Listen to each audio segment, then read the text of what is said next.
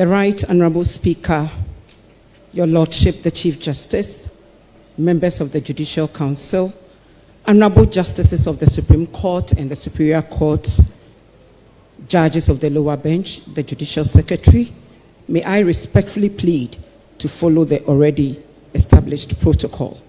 It is my distinct honor and privilege to introduce the chairman for this occasion, which is the final and last in the lecture series of the 150th anniversary of the Supreme Court of Ghana. To guide us through this important event, we are truly honored to have with us a distinguished jurist whose life and career embody the very values we celebrate today. Our chairman was born on 8th June 1953 and hailed from Pando in the Volta region. He attended Pando Secondary School from 1966 to 1971 and was educated at Accra Academy from 1971 to 1973. He enrolled at the law school and graduated in June 1976.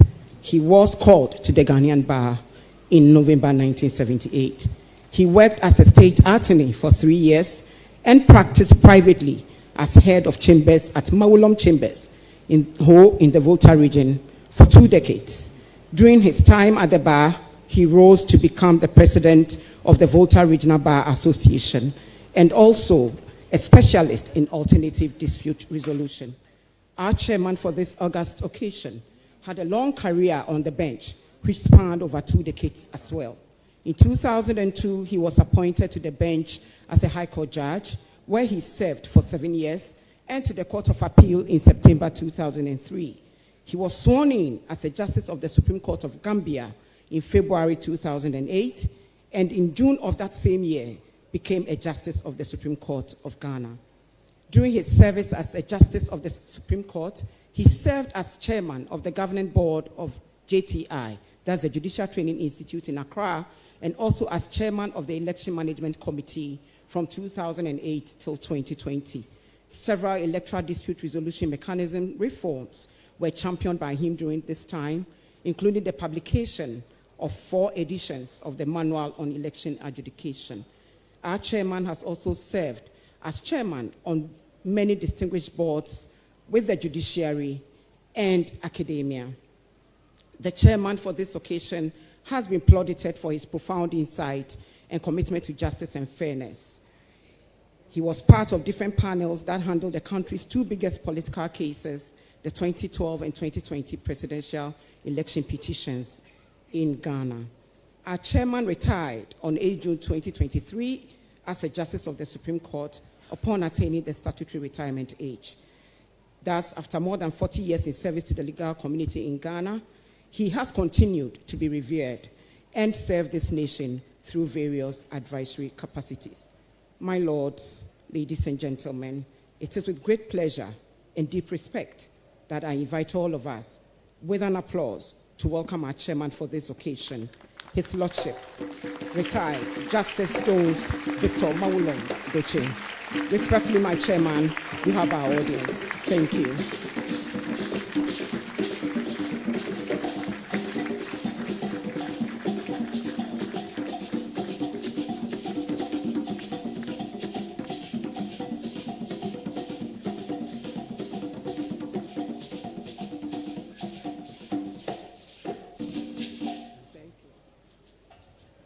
Thank you, Gifty, for those kind words said of me.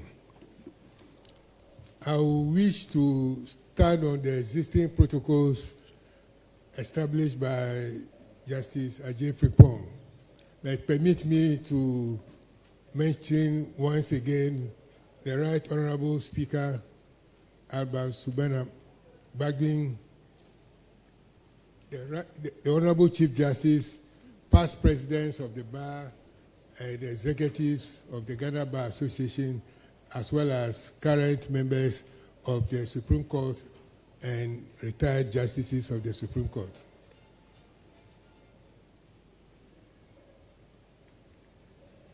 Our topic for today is the Supreme Court in the life of the 1992 Constitution, taking stock and looking forward. It is a singular honor and one I do not take lightly to chair this third lecture in the series convened to commemorate 150 years of the Supreme Court of Ghana. We are assembled here in Accra at the seat of this venerable institution, that's the law school, to continue a national conversation which at each sitting has deepened our appreciation of the court's place in the life of the Republic of Ghana. The first lecture traced the court's institutional journey over a century and a half in its trials, its triumphs, and the quiet fortitude by which it has weathered the turns of our national history. The second considered the relationship between the Supreme Court and the venerable institution of chieftaincy, one deeply woven into the fabric of our constitutional order. This progression is both deliberate and instructive. From institution to tradition, and now to constitutional meaning, the lecture series has moved steadily towards the central constitutional inquiry of how the Supreme Court has shaped and must continue to shape Ghana's constitutional history and destiny. Today, therefore, we turn the lens inward upon the Constitution itself. It is now some 34 years since the people of Ghana, by their sovereign will, gave unto themselves the 1992 Constitution, a document not merely of law but of national aspiration, forged in the resolve that our journey as a republic should remain anchored in the rule of law, the separation of powers, and the protection of fundamental human rights. It is fitting then that this lecture should invite us to reflect with candor and with hope upon the topic, the Supreme Court in the life of the 1992 Constitution, taking stock and looking forward, drawn from the wider anniversary theme, the Supreme Court at 150 years, honoring the past, celebrating the present, and defining the future.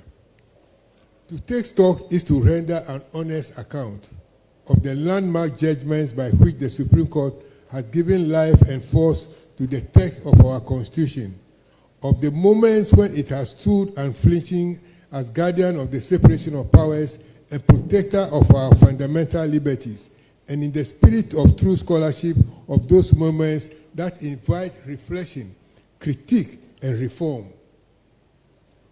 To look forward is to ask the harder question, what must the Supreme Court, and by extension the judiciary as a whole, become if it is to serve the Ghana of the next 50 years with the same fidelity with which it has served the Ghana of the past 3.5 decades? These and many more are not questions for the faint of purpose or for the faint-hearted. They demand intellectual honesty, institutional humility, and unwavering commitment to the constitutional project our forebears entrusted to us. It is therefore most fitting that we have with us today a speaker eminently qualified to guide us through this reflection.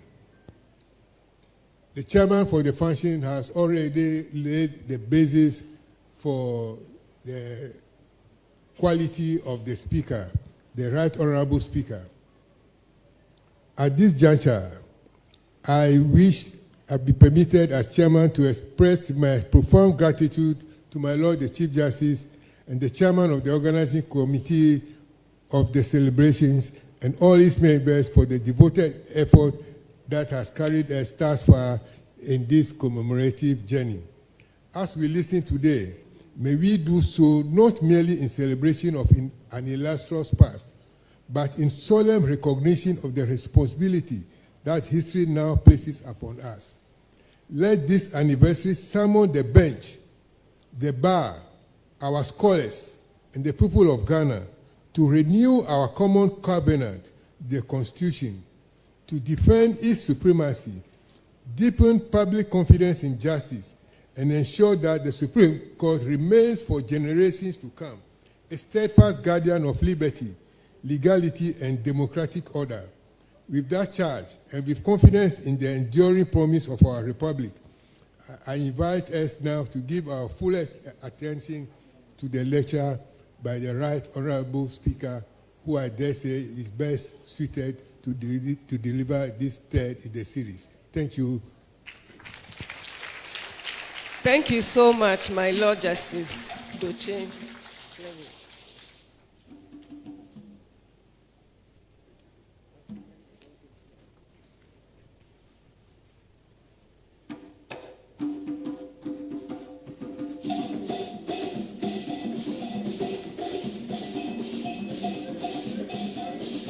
Good morning.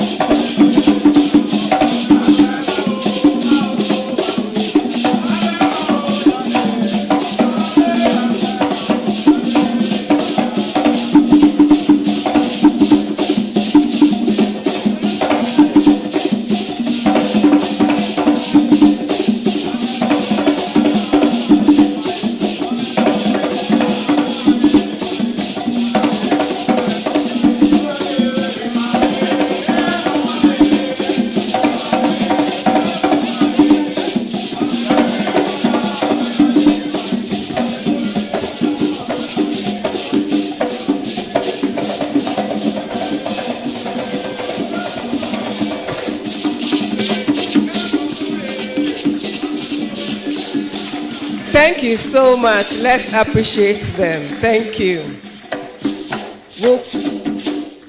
Thank you so much. We shall continue by having brief remarks from the President of the Greater Accra branch of the GBA.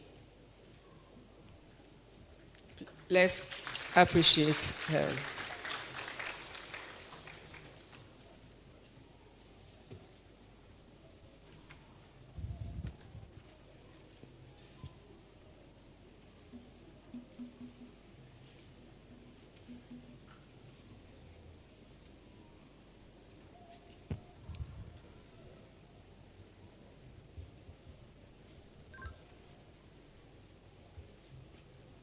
Mr. Chairperson, the Right Honorable Speaker of Parliament, my Lord the Chief Justice, the Honorable Attorney General, all protocols duly observed. Good morning. A century and a half of the Supreme Court of Ghana.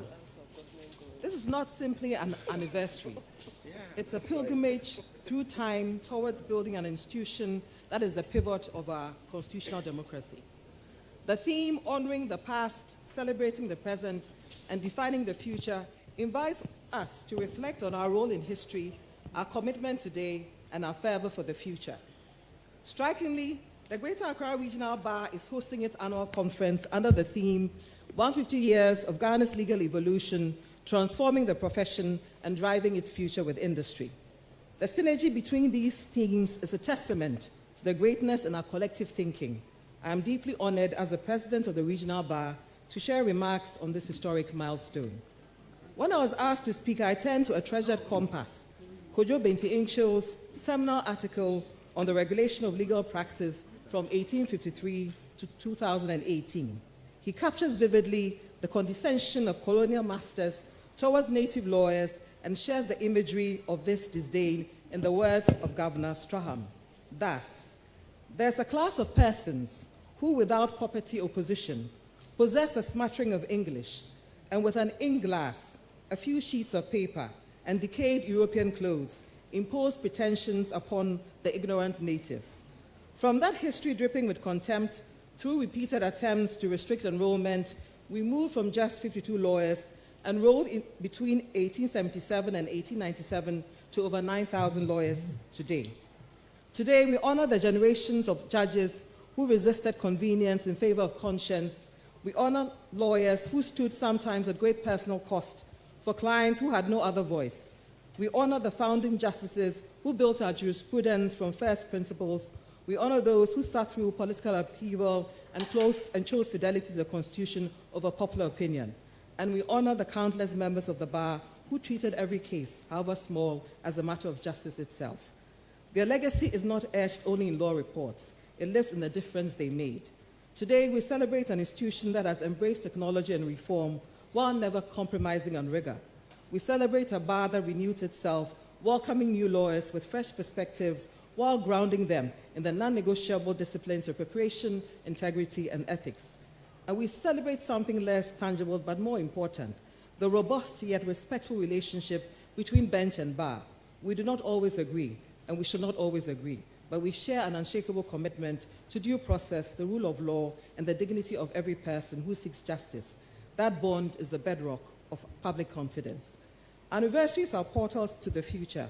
They compel us to ask, what kind of court and what kind of bar do we intend to leave behind? We are already living the next 150 years. We'll be tested in ways the founders could scarcely imagine. Artificial intelligence, climate and cross-border disputes, a citizenry more informed, more vocal, and rightly more demanding of access to justice for all, not merely the privileged few. As the bar, we commit to being partners in that future. We commit to mentoring the next generation and championing access to justice. We stand with the judiciary in the shared task of keeping faith with the Constitution. Today, we do not only celebrate 150 years of the Supreme Court, we recommit ourselves to its purpose. Together with the judiciary, we will co-author the next chapter of the Supreme Court in the language of fairness, of courage, and unwavering fidelity to the law. Thank you very much for your kind attention.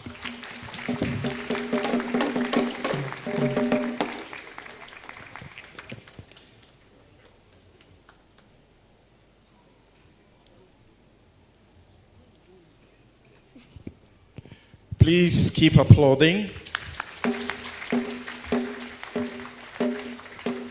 You know, the applause is the only thing you will do here without the leave of the courts. Not even the Supreme Court of 150 years. You don't need leave to applaud. So please do applaud when our speakers come up and deliver the addresses in the manner they have done so far. I'd like to acknowledge a few people, and in no particular order, please. I'd like to acknowledge those of the Office of the Speaker of Parliament, the Honorable Joseph Nabu, Anthony Jakum, and Charles Ayamdo, Anti-Corruption Advisor. Thank you all very much for being here with the Speaker. The Greater Accra Regional Coordinating Council, of course the Minister is here, but Reverend Harini Patai, Chief Director, thank you for being here. Please, let's have you acknowledge us as we acknowledge you. Also, the leadership and members of the Ghana Bar Association. Of course, you just heard Isabel Boateng, the Greater Accra President. Thank you. Andrew Apia Osei, Vice President, Greater Accra Bar. Agbesi Jakwasu is the immediate past President of the Greater Accra Bar. Joel Anoafari, the Secretary. All of you for being here. Thank you very much.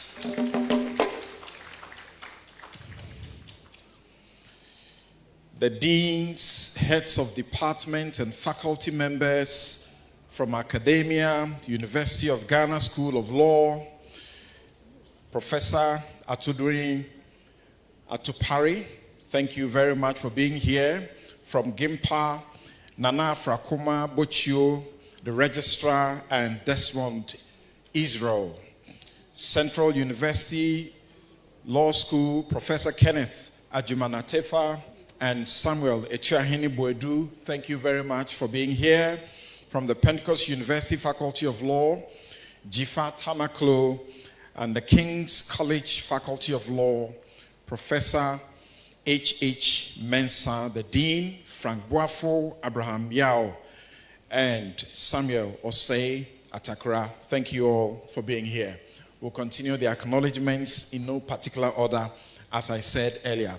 At this juncture, we would like to welcome for her remarks the Greater Accra Regional Minister, the Honorable Linda Obrinwa Akwele Oklu. Please put your hands together for her.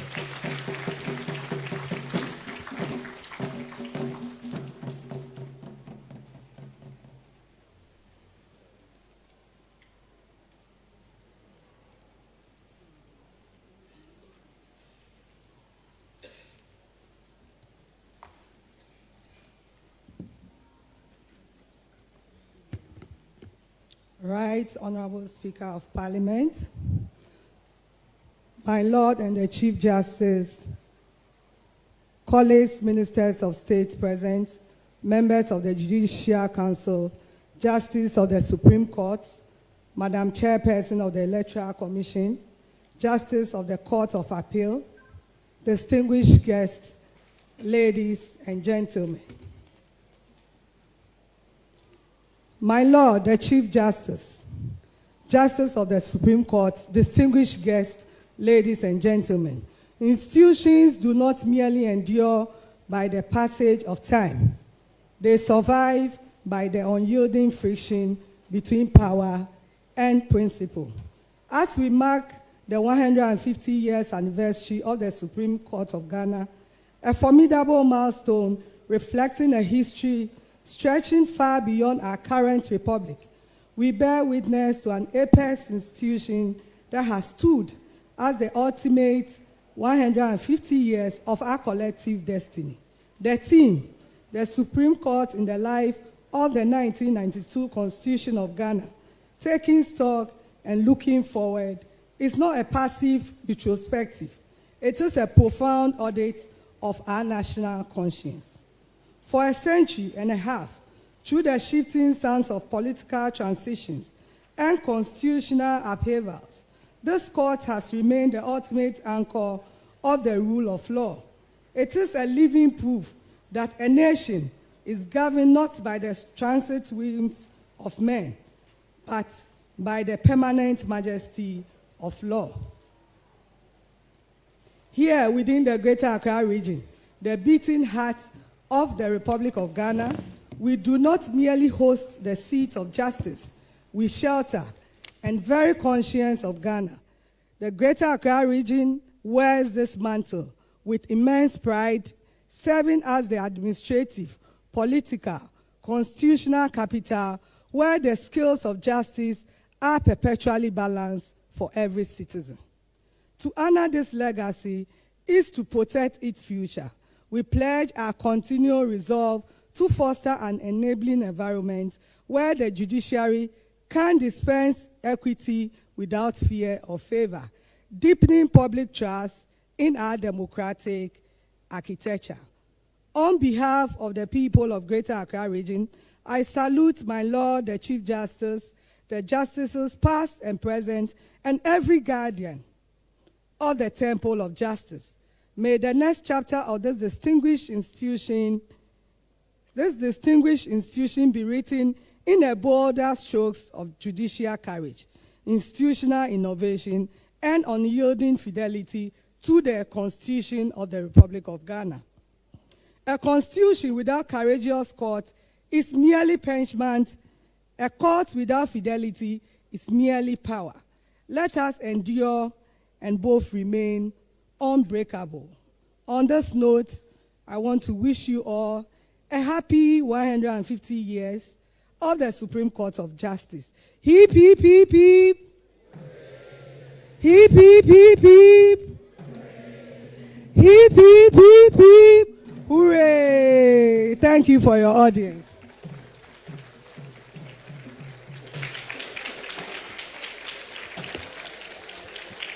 Thank you, Honorable Minister. Thank you for bringing the whole room alive. I'd like to acknowledge also the chairperson of the Electoral Commission of Ghana, this is Jean Mensah. Thank you for being here. Please, once I mention you, if you can give us a little wave, we'll be very happy about that. Thank you very much. Also, I acknowledge Justice Kwabna Esuma Nedu, Chairman of the National Labour Commission. Also, Air Commodore Samuel Tete Chawe, representing the Chief of Defence Staff. There's someone I have to acknowledge now, and I just realized the coincidence of that acknowledgement. Please, let's acknowledge Mrs. Patience Bafuboni, Esquire, Director General of the Ghana Prison Service. I also acknowledge Samuel Okujeto, past President of the Ghana Bar Association. Mr. Kweku Ansah-Sari, former Director of the Ghana School of Law. Yahweh Champon Boafo, immediate past President of the Ghana Bar Association. Thank you all very much for making time to be here. We'll continue to do the acknowledgements in batches. At this time, ladies and gentlemen, the man who has the honor of presiding over this, the most enduring institution of our democratic journey, the Supreme Court of Ghana, will give us his remarks. Please make welcome His Lordship Justice Paul Bafo Boni.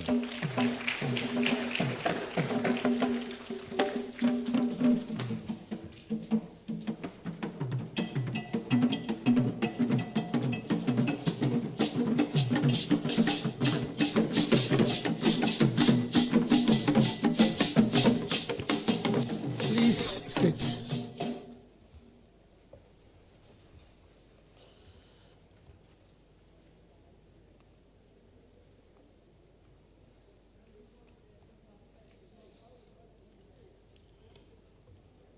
The distinguished chairperson, His Lordship, Justice Retired Jones Victor Mawulom Duce, the Right Honorable Speaker of Parliament, Alban Sumana Kingsford Bagbin. I hope the irony is not lost on you that the first three names of the speaker, the initials are ASK. So if you want to know anything about Parliament, ask Bagbin. If you want to know anything about speakership, ask Bagbin. That is why we are here today, to ask him what he knows about, what he can tell us about the Supreme Court over the years. The Honorable Attorney General and Minister of Justice, or his representative, my Lord Justices of the Supreme Court, active and retired, the Judicial Secretary, Mr. Ahmed Musa, my Lord and Lady Justices of the Court of Appeal in the High Court, active and retired, the Solicitor General, Mrs. Helen Akpene Awoziu, the President of the Ghana Bar Association, Mrs. Ifuagati,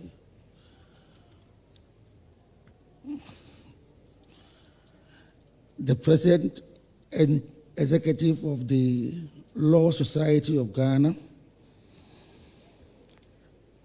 the Chairman and members of the Supreme Court at 150 Planning Committee,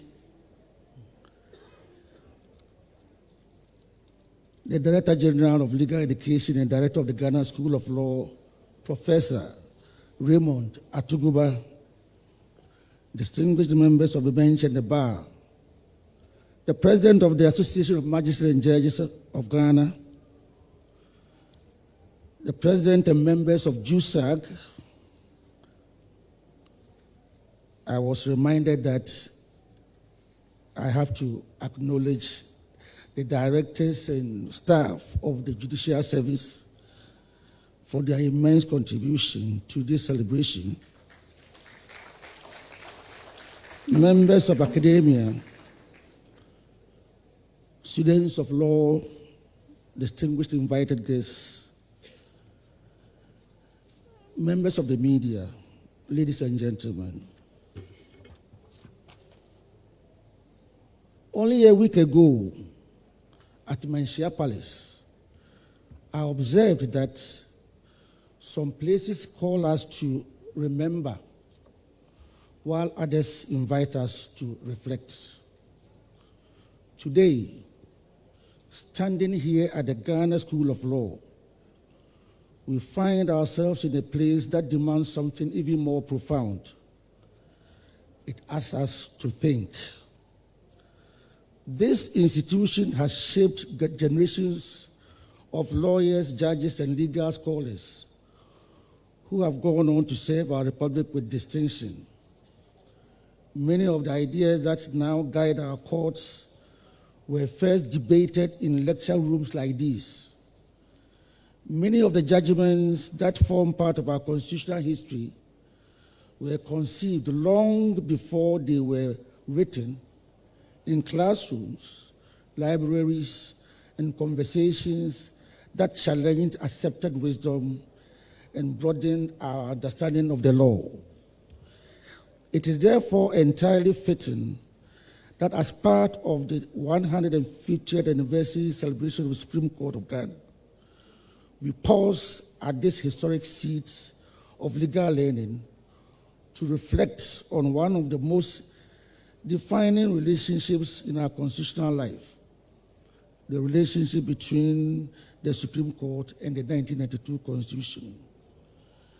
Indeed, one could hardly imagine a more appropriate venue or a more distinguished audience for such a conversation. The Right Honorable Speaker, a constitution is more than a legal document. It is the highest expression of a people's aspirations for how they wish to govern themselves. It embodies our shared commitment to liberty under law, accountable governance, respect for human dignity, and the peaceful resolution of differences. Yet, a constitution does not interpret itself. Its words take on life and meaning through the institutions entrusted with giving them effect. And for more than 3 decades, under the Fourth Republic, our Supreme Court has carried this solemn responsibility. Through its decisions, it has clarified constitutional boundaries, protected fundamental rights, resolved institutional disputes, and at moments of profound national consequences, helped guide our democracy safely through uncertainty. Reasonable people may differ on particular judgments, as they should in any healthy constitutional democracy. But few can dispute that the court has remained central to the development and sustenance of our constitutional order.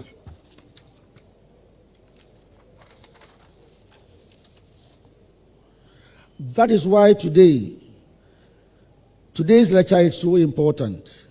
The theme before us invites us not merely to celebrate, but to reflect, not simply to admire our constitutional journey, but examine it with honesty, intellectual humility, and a genuine willingness to learn. We are called upon to take stock, not for the sake of criticism, not for the comfort of nostalgia, but so that we may understand more clearly what we have done well, where we have fallen short, and what the next chapter of our constitutional story should look like. For constitutions, like the institutions they create, are never finished products. They endure only when they have the courage to grow with the society they serve, while remaining faithful to the enduring values upon which they were founded. The same is true of the judiciary. Our legitimacy rests not only on our history, but on our continuing ability to dispense justice fairly, inspire public confidence, and remain worthy of the trust reposed in us by the people of Ghana. It is therefore most fitting that today's keynote lecture will be delivered by the Right Honorable Speaker of Parliament, the Right Honorable Alban Sumana Kingsford Bagbin. The choice of a lecturer could hardly be more appropriate. Before assuming the high office of Speaker, he walked the corridors of the courts, including this Supreme Court, as a distinguished legal practitioner. He then embarked on a distinguished parliamentary career spanning several decades, and earning the title the Mugabe of Parliament,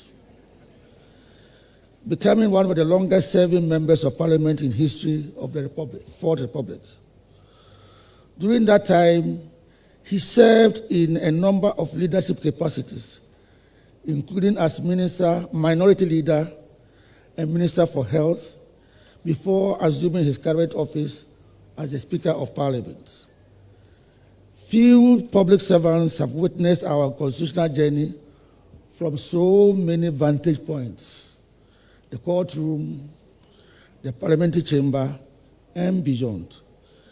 He has seen the Constitution not only as a student of the law, but as one entrusted with making it, shaping it, and ensuring its practice impact on the lives of our people. His experience spans the three vital pillars of every constitutional democracy: the making of laws, their interpretation, and their effect on the citizens' lives. When we ask how the Supreme Court has shaped the life of the 1992 Constitution and how the Constitution in turn has shaped our national life, we are asking questions that the Right Honorable Speaker has not merely studied, but has lived them. I therefore look forward, as I know you all do, to his reflections on this important subject. Distinguished ladies and gentlemen, the Supreme Court at 150 is not merely looking backwards. It is looking ahead. Every anniversary worthy of the name must become an occasion for renewal.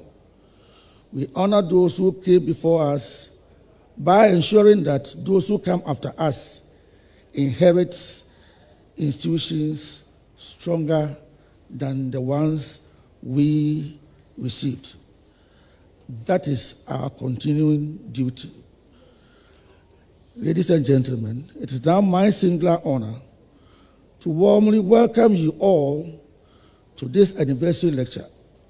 I remain profoundly hopeful that our discussions today will deepen our understanding of our Constitution, enrich our appreciation of the Supreme Court's place within it, and inspire us all to continue strengthening the rule of law in our beloved republic. I wish you all very fruitful deliberations, and I thank you for your attention.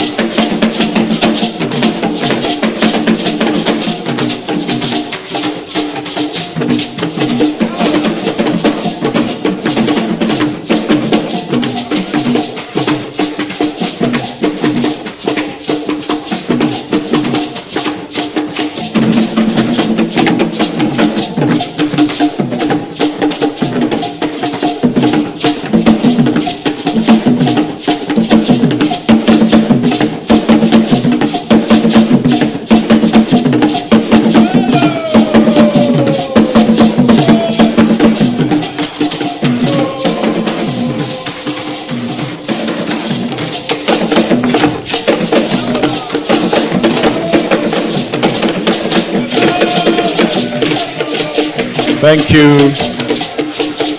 Thank you very much. Thank you very much. Thank you very much. Please, a round of applause once again.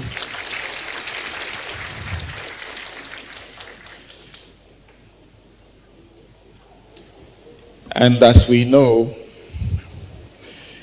he's a man of very few words. I'm talking about the Honorable Chief Justice.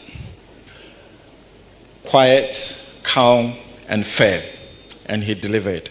Thank you, Your Lordship.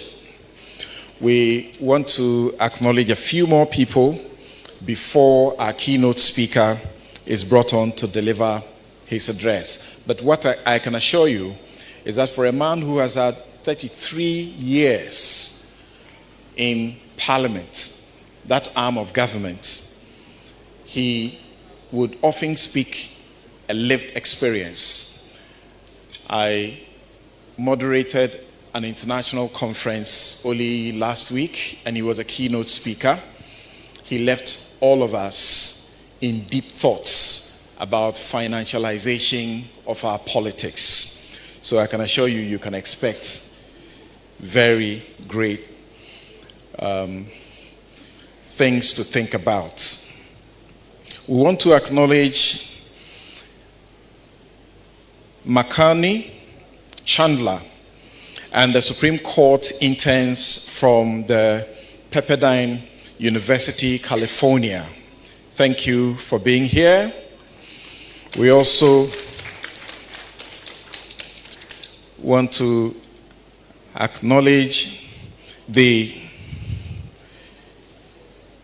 head of another very important constitutional body, that is the Commission on Human Rights and Administrative Justice, Dr. Joseph Whittal.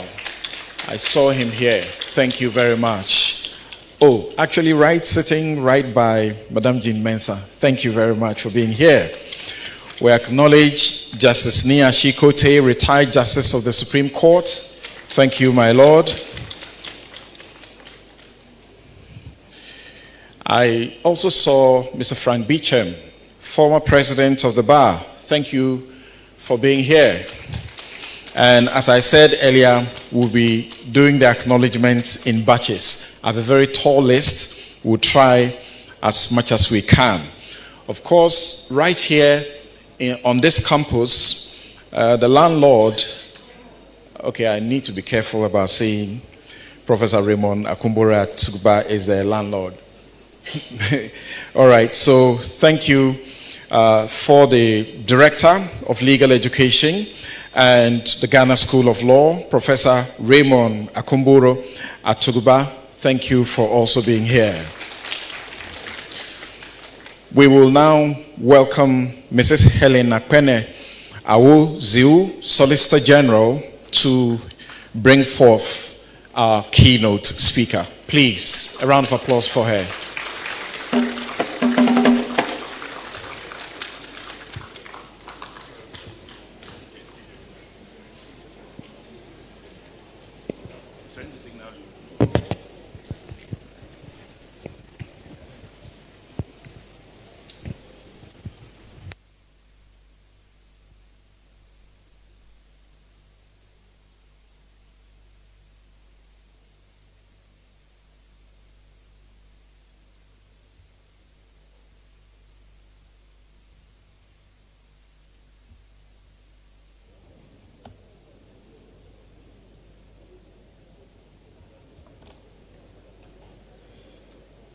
I'm waiting.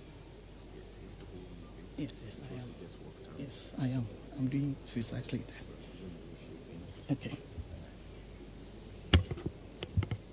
The Solicitor General will welcome the Speaker of Parliament shortly, but I want to take advantage of the little time in between to acknowledge a few people who are here on my lists. State services and emergency agencies, representatives of the Ghana National Fire Service, led by DCFO James Ohini Bayao Kwateng, legal and prosecutions, E&R laws, Konedu Bonti, National Service Personnel and NCC Head Office, led by Asani Mohammed. We are acknowledging all of you because you're important to this program as well. So thank you one more time.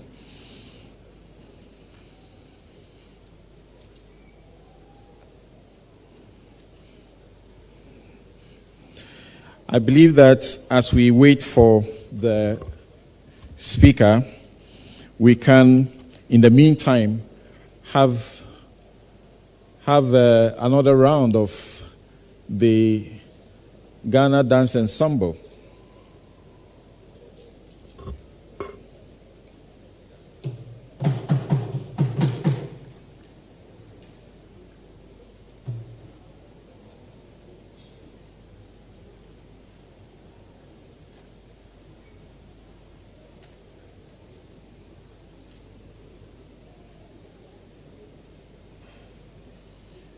In the meantime, the Judicial Service is grateful to the Ghana Broadcasting Corporation, its Director General, Professor Amin Al-Hassan, for offering the GBC's platform for free.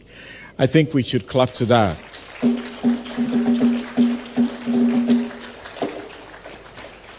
So we are live on GBC News Channel, and we are also live on the Judicial Services YouTube channel at Judiciary Ghana, Thank you for that. We also acknowledge the presence of Mrs. Joy Osei Owusulabi Na Sewa, the acting National First Vice Chairperson for Finance of the Convention People's Party. Thank you for being here. All right, I see you right there. All right.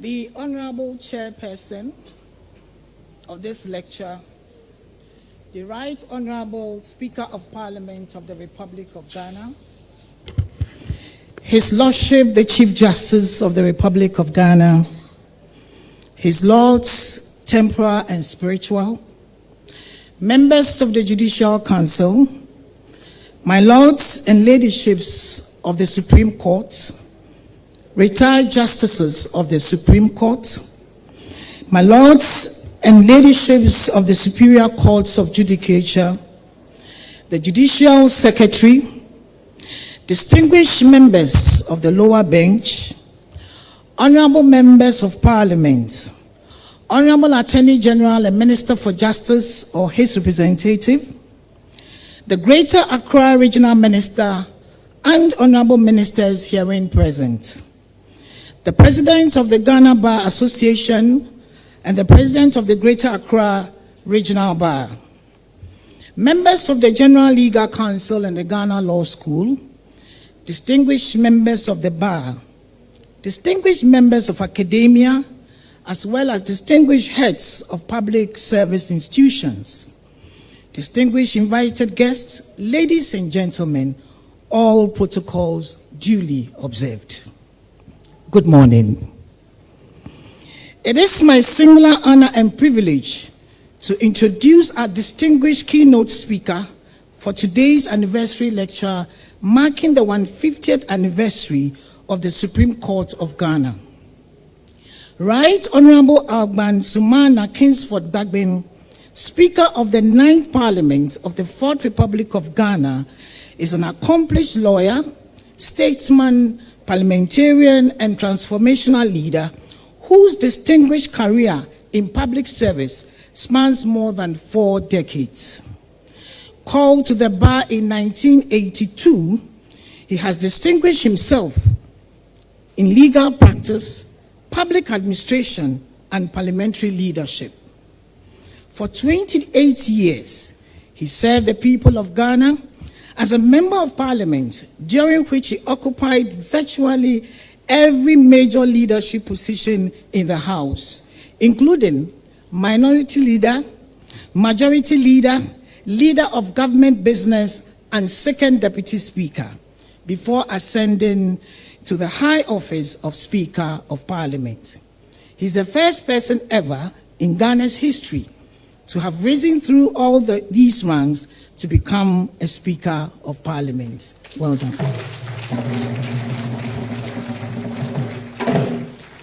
Since assuming office as Speaker, Right Honorable Bagbin has championed significant institutional reforms aimed at strengthening Parliament's openness, accountability, and responsiveness.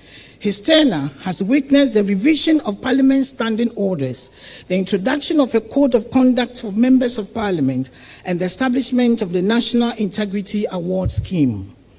Beyond Ghana's borders, he has distinguished himself as a leader in parliamentary diplomacy, having served as president of the Commonwealth Parliamentary Association and currently serving as president of the Conference of Speakers and Presidents of African Legislatures, chairperson of the African Geopolitical Group of Interparliamentary Union, and the president of the African Parliamentary Network Against Corruption. A recipient of numerous national and international honors, including an honorary degree of law's degree, and the Millennium Excellence Award. Right Honorable Gbagben is widely admired for his steadfast commitment to democracy, integrity, social inclusion, and nation building. Throughout his illustrious career, he has remained steadfast advocate for constitutionalism, good governance, and the rule of law, and the strengthening of democratic institutions. His wealth of experience, which has been said this morning by almost all speakers, in the legislation, public policy, and constitutional governance has earned him immense respect both within Ghana and internationally. As we commemorate 150 years of the Supreme Court of Ghana and reflect on the theme, the Supreme Court in the life of the 1992 Constitution, taking stock and looking forward, there could scarcely be a more fitting speaker to guide our reflection than one who has played an instrumental role in shaping Ghana's democratic and constitutional journey. Distinguished ladies and gentlemen, we are indeed honored that he has accepted our invitation despite his demanding schedule. Please join me in extending a warm, hearty welcome to our distinguished keynote speaker, the Right Honorable Agban Sumana Kingsford Gbagben, Speaker of the 9th Parliament of the 4th Republic of Ghana.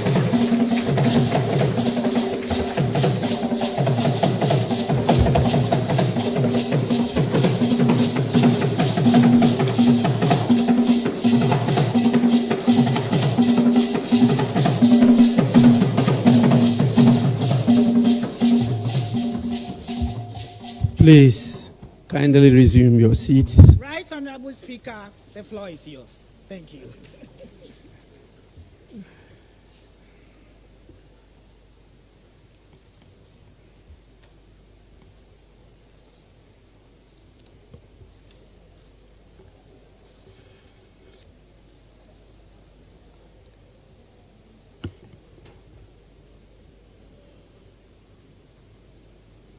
His Lordship, Justice Jones Maulon Doche,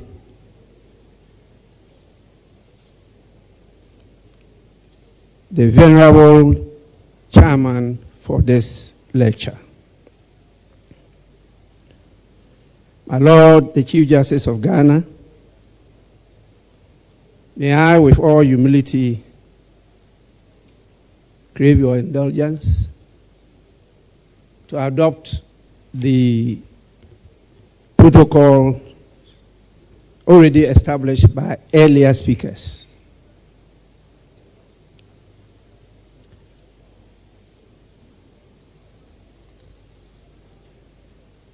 Let me greet all of you. I don't know whether it's morning or afternoon now. It's still morning.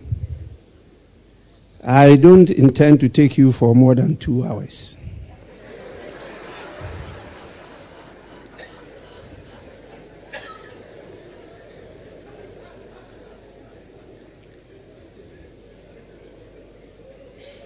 Is that too short a time?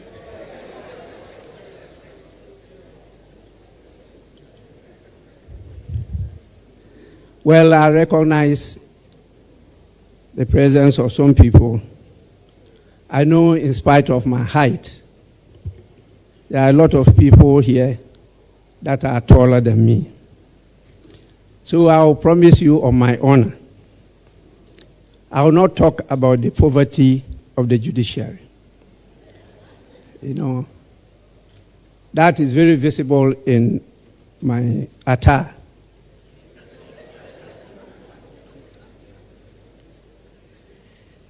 The material they gave me could only sew one piece.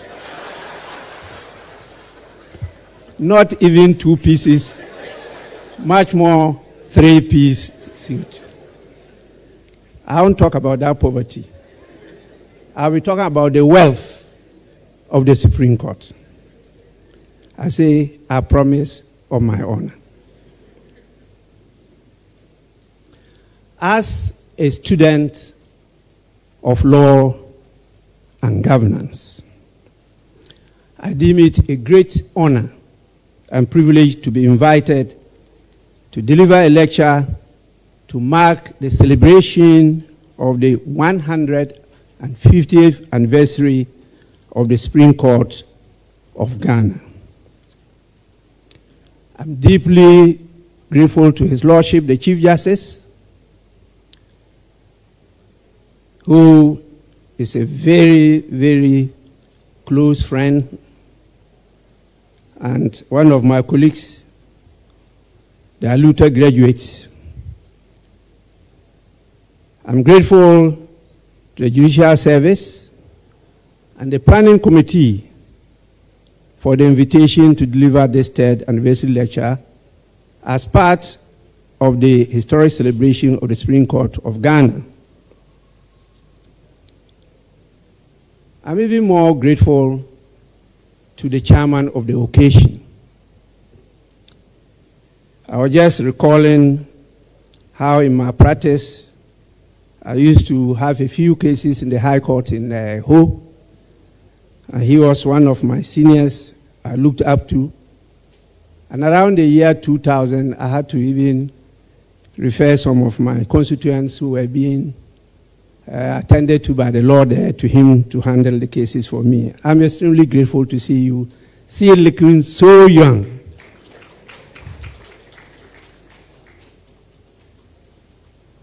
I received the invitation not merely as a personal honor, nor solely as a courtesy extended to the Parliament of Ghana, but as a recognition of the enduring constitutional relationship between two co-equal institutions that stand at the heart of our democratic republic.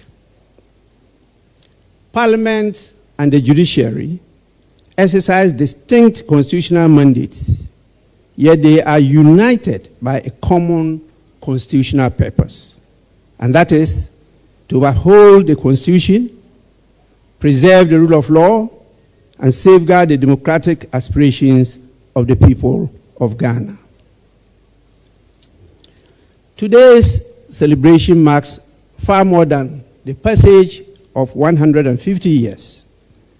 It commemorates the remarkable journey of one of Ghana's oldest and most enduring public institutions, whose evolution has been inseparably intertwined with the constitutional, political, and legal development of our nation.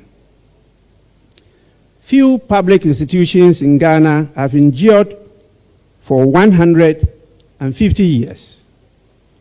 Fewer still have remained relevant through successive constitutional dispensations, changing systems of government, and profound political transformation. Established in 1876 by the enactment of the Supreme Court Ordinance during the colonial era, the Supreme Court has witnessed the transition from colonial administration to independence, from parliamentary government to Republican governance, through periods of constitutional interruption and military rule, and ultimately to the restoration and consolidation of constitutional democracy under the Constitution 1992. Its institutional memory spans almost every defining chapter of Ghana's constitutional history. Indeed, the history of the Supreme Court mirrors, in many respects, the constitutional history of our republic itself. Across changing constitutional orders, evolving political philosophies, and successive generations of judges, the court has remained a central institution to the administration of justice. While its jurisdiction, institutional design, and jurisprudence have necessarily evolved, its enduring responsibility has remained constant, and that is to administer justice according to law and to uphold the constitutional order of the state. For that reason, this sesquicentennial is not merely a judicial celebration. It is a national milestone. The significance of this anniversary extends well beyond the judiciary. The rule of law is not the preserve of judges alone. Constitutionalism is not the exclusive concern of lawyers. The administration of justice is not merely a judicial enterprise. These are national values upon which the peace, stability, and democratic governance of our republic depend. Every Ghanaian, and I mean it, every Ghanaian who has exercised the right to vote in peaceful elections, every citizen who has sought protection against unlawful governmental action, every institution that has discharged its constitutional mandate within the framework of law, and every generation that has witnessed the peaceful transfer of political power has, in one way or another, benefited from the work of the judiciary and ultimately from the constitutional leadership of the Supreme Court. The court has therefore occupied a place that extends beyond the courtroom. It has become one of the principal institutions through which constitutional democracy has been nurtured, constitutional disputes peacefully resolved, and public confidence in the rule of law sustained. Its contribution to national development cannot be measured solely by the judgments it has delivered. It must always be measured by the constitutional stability it has helped to secure and the confidence it has inspired in democratic governance. This lecture, therefore, matters to all of us. Anniversaries of this significance invite more than celebration. They invite honest national reflection. They require us to look back with gratitude, assess the present with intellectual honesty and institutional humility, and look to the future with confidence and renewed purpose.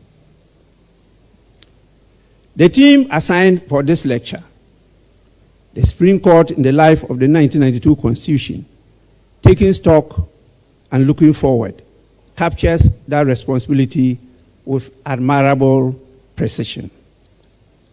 It invites us to consider the Supreme Court established by Article 126, Clause 1 of the Constitution of the Republic of Ghana, not merely as an institution of distinguished history, but as a unique living constitutional actor whose decisions, jurisprudence, and institutional leadership have profoundly influenced the operation of the Fourth Republic over the past 33 years.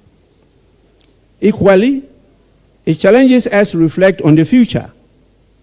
As Ghana's democracy continues to mature, the constitutional questions confronting the court will become increasingly complex.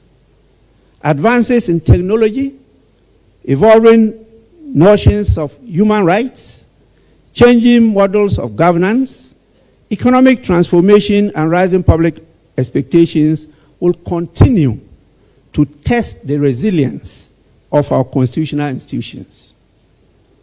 The question before us, therefore, is not simply how the Supreme Court has served the Constitution over the past 33 years. It is how it must continue to serve the Republic and the people in the decades yet to come. So what is the central thesis of this lecture? The central thesis of my lecture is straightforward. No institution has exercised a greater influence on the practical operation of the Constitution 1992 than the Supreme Court. Through its interpretation and enforcement of constitutional governance, the deployment of constitutional doctrine, the protection of fundamental rights and freedoms, the resolution of disputes among the organs of state, and the articulation of constitutional principles, the court has profoundly shaped the constitutional character of the Fourth Republic.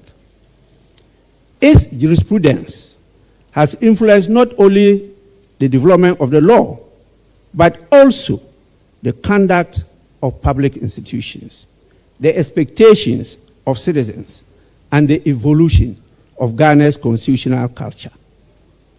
Yet, constitutional maturity demands more than celebration. No doubt, a lot has been achieved. Yes, a lot has been achieved. But it's equally a truism that a lot is yet to be achieved. This requires honest reflection, and honest reflection I commit to do in this lecture. The true strength of a constitutional democracy lies not in the unquestioned authority of any single institution, but in the fidelity of all constitutional actors to the Constitution itself. The Constitution, not Parliament, not the executive, and not the judiciary, remains supreme. The continuing challenge for every arm of government is to exercise its constitutional authority in a manner that strengthens rather than disturbs the constitutional order established by the framers of the Constitution. It is against that standard that we must take stock of the Supreme Court's contribution to our constitutional democracy and consider the responsibilities that lie ahead. So what is the roadmap of this lecture? Accordingly, this lecture proceeds in 4 substantive parts.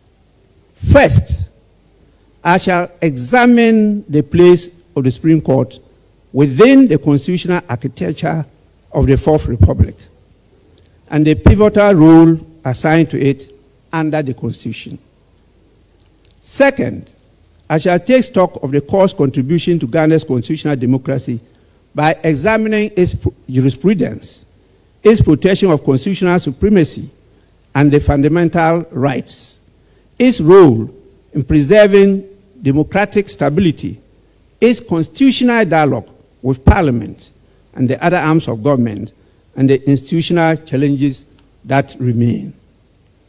Third, I shall offer some reflections on the future of the constitutional adjudication in Ghana, including the imperative need to preserve the rule of law, maintain coherence in constitutional interpretation, uphold the delicate equilibrium among the arms of government, and ensure that the judiciary continues to command the confidence and trust of Ghanaians and the world.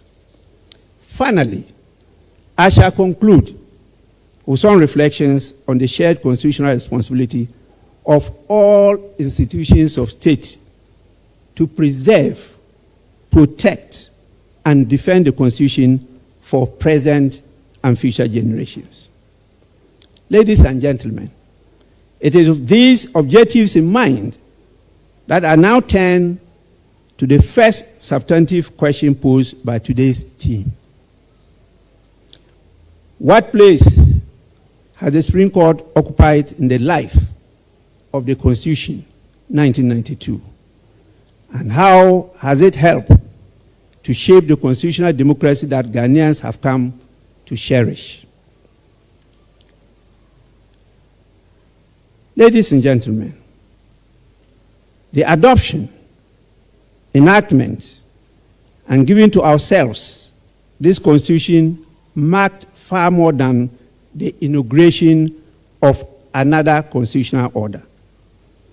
It represented the collective determination of Ghanaian people to break decisively with a history of constitutional instability and to establish a democratic state founded upon constitutional supremacy, the rule of law, respect for fundamental human rights, accountable governance, and the separation of powers. Unlike previous constitutional experiments that were interrupted by unconstitutional changes of government, this Constitution and the Fourth Republic has endured for more than 3 decades. In fact, that explains the length of my stay in Parliament. It has become Ghana's longest uninterrupted period of constitutional governance since independence. Please, I'm the longest serving member of Parliament. I am not the oldest member of Parliament. I hear many of you giving me an age which I don't deserve. Please. It's only in Parliament I'm the longest serving. Let me repeat. It has become Ghana's longest uninterrupted period of constitutional governance since independence.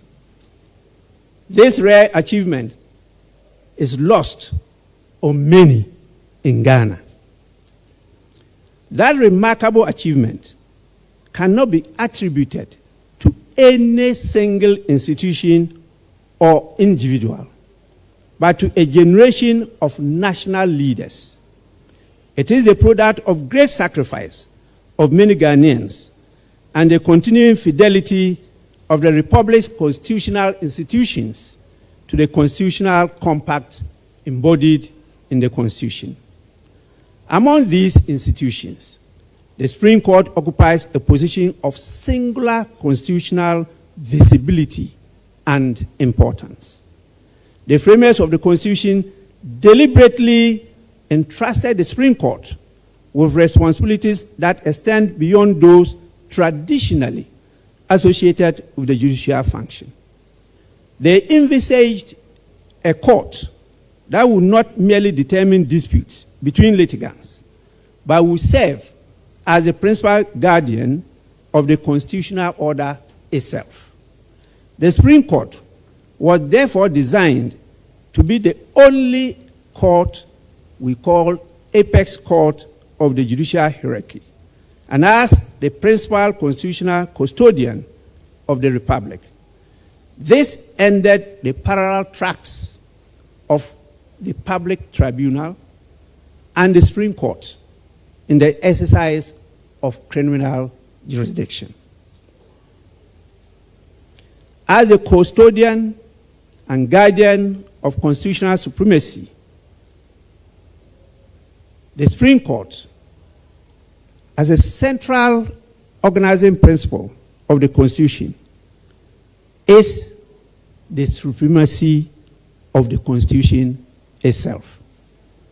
And this has been articulated a number of times. And I'll repeat it here, not just for emphasis, but for effect. Article 1 declares that the sovereignty of Ghana resides in the people of Ghana, in whose name and for whose welfare the powers of government are to be exercised in the manner and within the limits laid down in the Constitution. Article 1 further proclaims that the Constitution is the supreme law of Ghana, and that any other law found to be inconsistent with it shall, to the extent of the inconsistency, be void.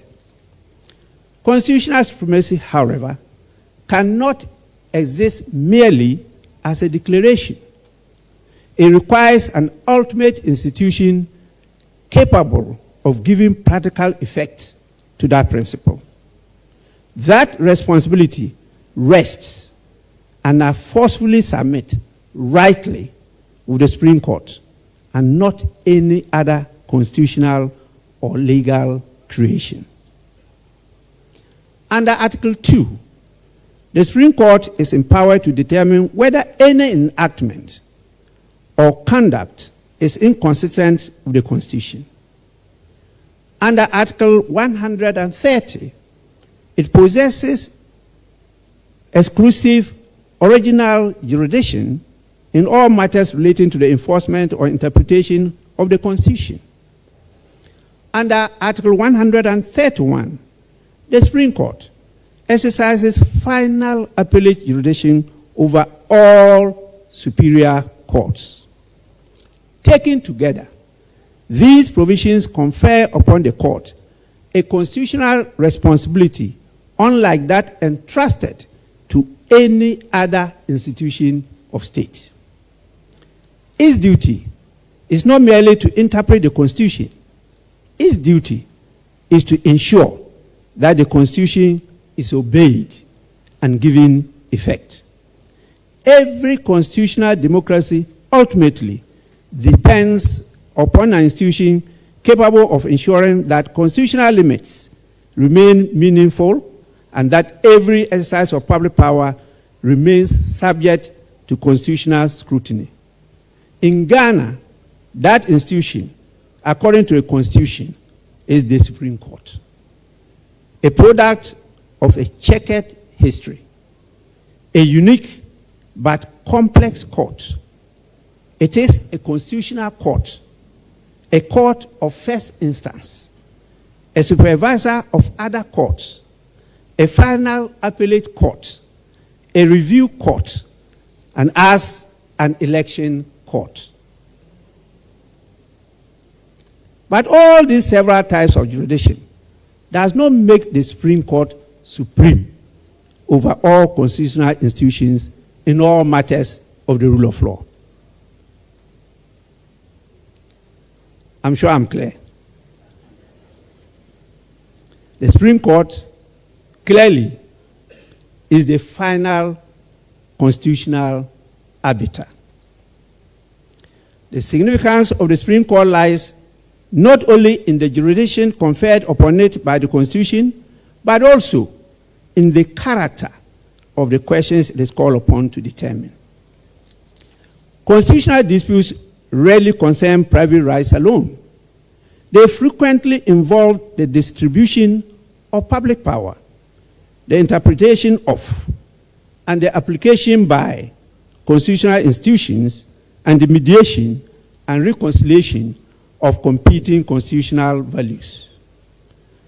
Questions concerning the powers of Parliament, the authority of the executive, the protection of fundamental rights, the conduct of elections, the validity of legislation, and the interpretation of constitutional procedures ultimately find their way before the Supreme Court. In resolving such questions, the court performs a function that extends beyond adjudication. It gives practical meaning to the Constitution. It defines constitutional boundaries. It clarifies institutional responsibilities. It has the opportunity to contribute to the development and maintenance of a system of good governance.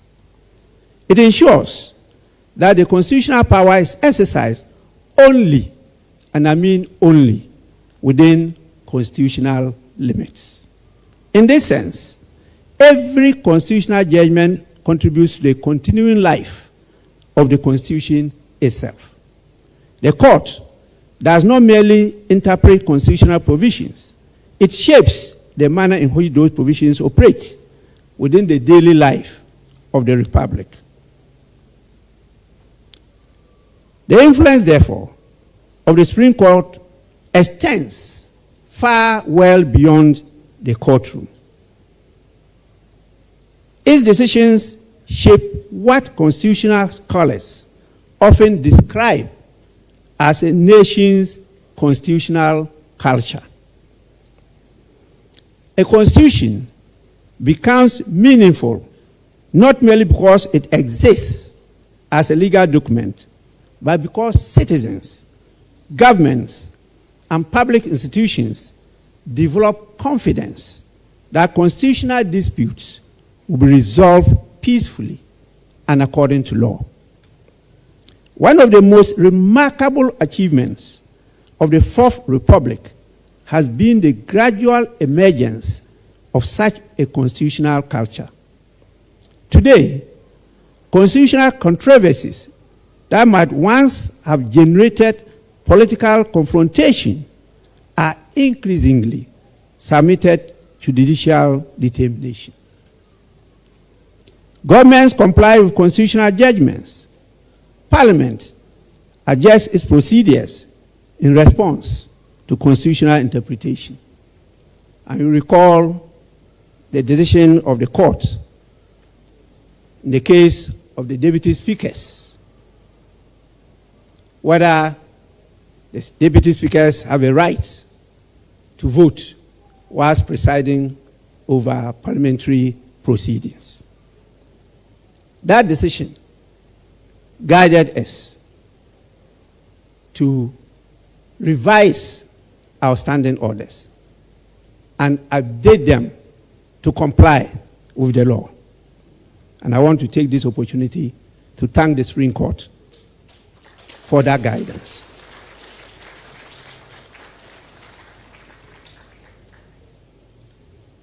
We definitely complied with the law. Governments comply with constitutional judgments. As I said, Parliament adjusts its procedures in response to constitutional interpretation. Public institutions increasingly seek constitutional guidance before acting. Citizens invoke constitutional rights with growing confidence. These developments reflect more than legal progress.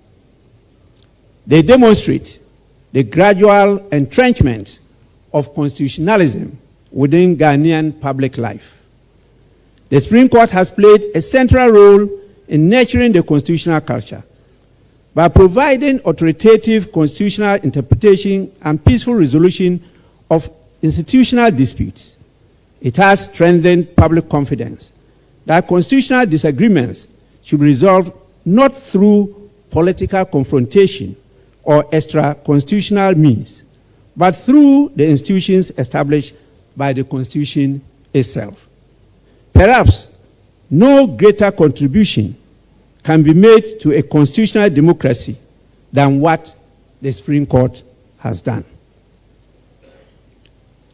Ladies and gentlemen, every constitution is intended to endure. Yet, no constitution can anticipate every challenge that future generations will encounter.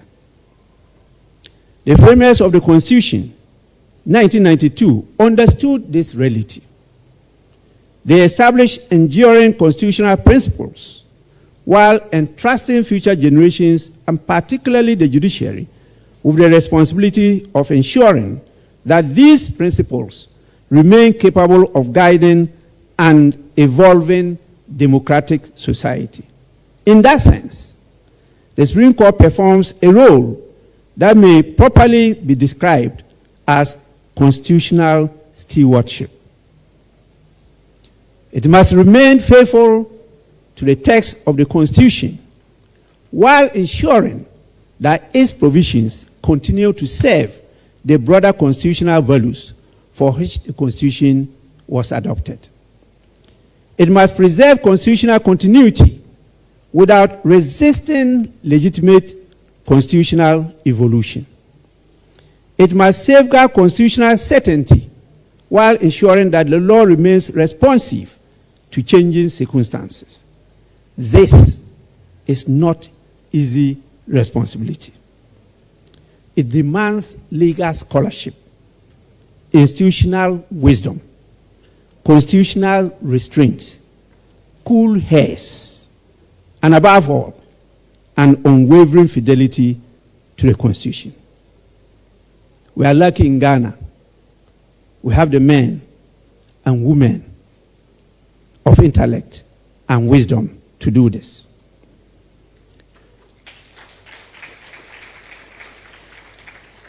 Many of you don't know that our judges are rare species. And they value more than Ghana. And they are sought for everywhere in the world. So please, let's guard them jealously. And let me say this. For the Supreme Court's authority ultimately derives not from the power to pronounce the law, but from the confidence of the Ghanaian people that its judgments faithfully reflect the Constitution and strengthen the democratic order established in their name. It should never be lost to any person that the power of the Supreme Court to interpret and to enforce the provisions of the Constitution emanates from the people. It is a delegated power. It is again this constitutional mandate that the work of the Supreme Court over the past 3 decades must be assessed. Accordingly, having considered the constitutional role assigned to the Supreme Court under the Constitution, I now turn to the central evaluative task posed by today's team to take stock of the Court's contribution to Ghana's constitutional democracy and to acknowledge its achievements, to reflect upon the challenges that remain, and to consider the lessons that may guide its future. Having reflected upon the constitutional place assigned to the Supreme Court under the Constitution, it is now appropriate to undertake the exercise contemplated, as I said, by today's team, to take stock. To take stock is neither to celebrate uncritically nor to criticize unfairly. It is to assess an institution honestly, recognizing its achievements, acknowledging its challenges, and considering how it may continue to strengthen the constitutional order entrusted to its care. Such reflection is particularly appropriate for an institution that has stood at the apex of Ghana's judicial system for many of the 150 years and has occupied a central place in the constitutional life of the Fourth Republic for more than the 3 decades. Please, it's not since 1876, nor all the years that the Supreme Court has always been the final and apex court of the land. That should be noted. But the true measure of the Supreme Court's contribution cannot be found simply in the number of constitutional cases it has determined or the volume of reported decisions. Rather, it lies in the extent to which its jurisprudence has strengthened constitutional government, reinforced the rule of law, protected individual liberty, preserved democratic stability, and inspired public confidence in the Constitution itself. Measured against those constitutional benchmarks, the Supreme Court has made an enduring contribution to the success of the Fourth Republic. And I think they deserve an applause.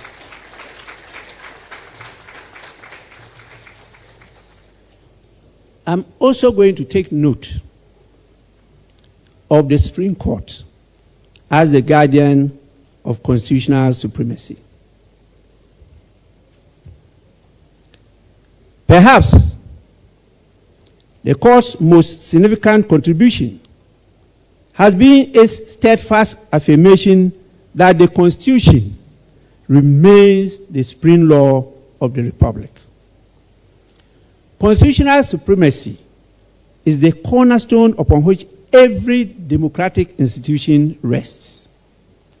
Without an independent institution prepared to enforce constitutional limitations, the supremacy of the Constitution will remain little more than an aspirational declaration. Through its original jurisdiction under Articles 2 and Article 30, the Supreme Court has repeatedly demonstrated that constitutional authority must prevail over political convenience. I now pause to take a sip.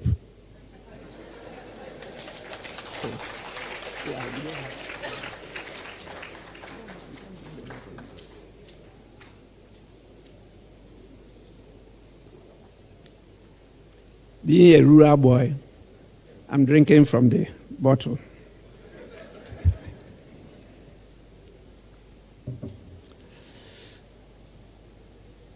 Landmark decisions, such as New Patriotic Party versus the Attorney General. I'm talking about the 31st December case. Justice Abdullahi versus the Attorney General, and Professor Appiagyei Aitua versus Attorney General have become enduring pillars of Ghana's constitutional jurisprudence. Let me single out the case of the New Patriotic Party versus Attorney General. Many of you are very young, so sometimes you cannot estimate the value of some of the decisions of the court. Just consider Ghana in the early 1990s.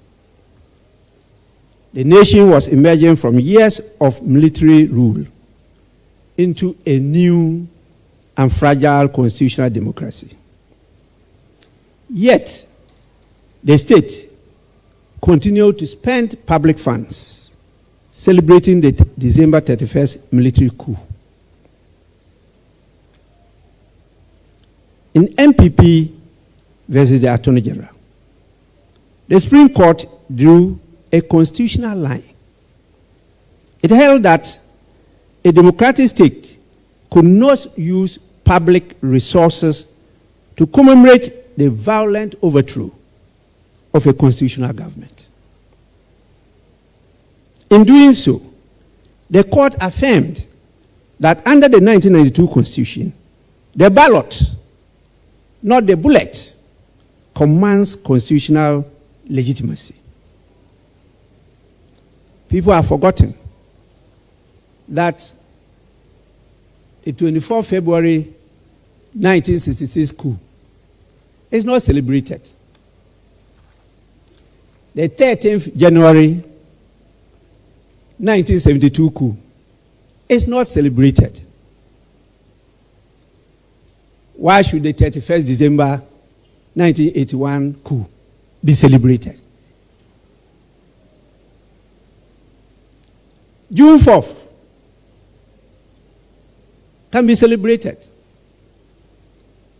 because it brought to an end an unconstitutional rule. You can celebrate the other days, not with state funds, with your private funds. The Supreme Court has no problem with that. But with the people's money, the answer, according to the Supreme Court, is no, and never again. I hope this has elucidated to the politicians why the Supreme Court was right in that decision.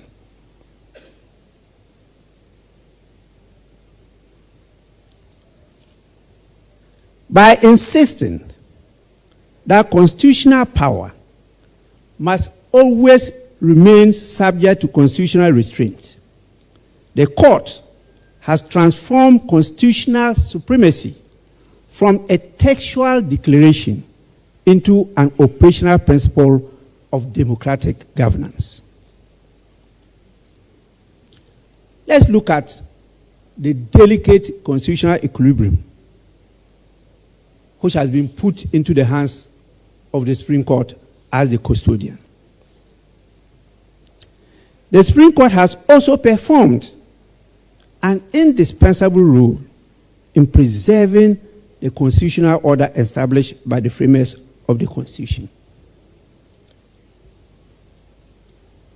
The genius of the Constitution lies not merely in its separation of powers, even that people are debating over it, but in its delicate balancing of those powers.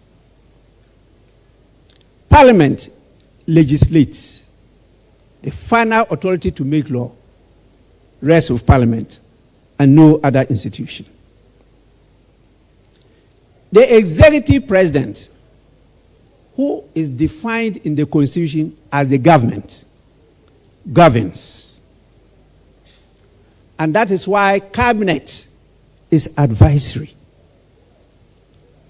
So when I hear people talk about cabinet approval, it's a hangover. Cabinet has no power to approve. They only have the power to advise.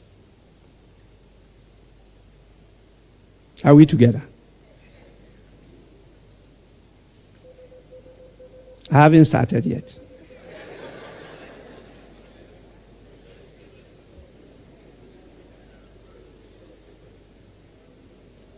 We must always remember this. Each institution derives its authority from the same constitutional source. And so the judiciary is the one that is called upon to interpret and to enforce the Constitution. So even though each arm is independent in the performance of its constitutional mandate, none is supreme over the Constitution. Throughout the life of the Fourth Republic, the Supreme Court has repeatedly been invited to define the constitutional boundaries separating these institutions. Its decisions in J.H. Mensah versus the Attorney General, Professor Stephen Kweku Asare versus the Attorney General, Ezueme Manan versus the Attorney General, and other important constitutional cases have clarified institutional responsibilities and strengthened constitutional accountability. In doing so, the court has helped preserve the constitutional architecture upon which the democratic governance is anchored in Ghana. I recall vividly my role in Parliament, which led to the J.H. Mensah versus Attorney General case. At that time, I was the chairman of the Committee on Constitutional, Legal, and Parliamentary Affairs. And I led my team to hold a view,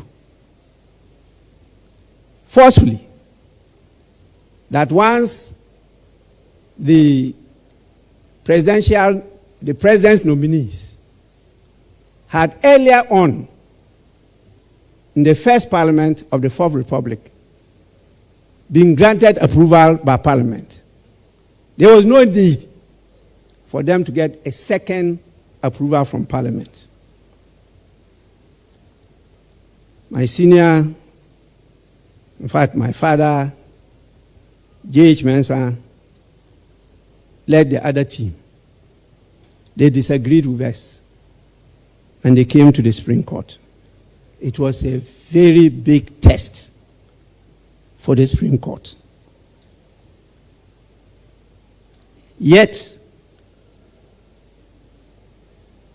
with intellect and wisdom, they were able to hold and harden the balance and delivered a judgment which is well respected up to date.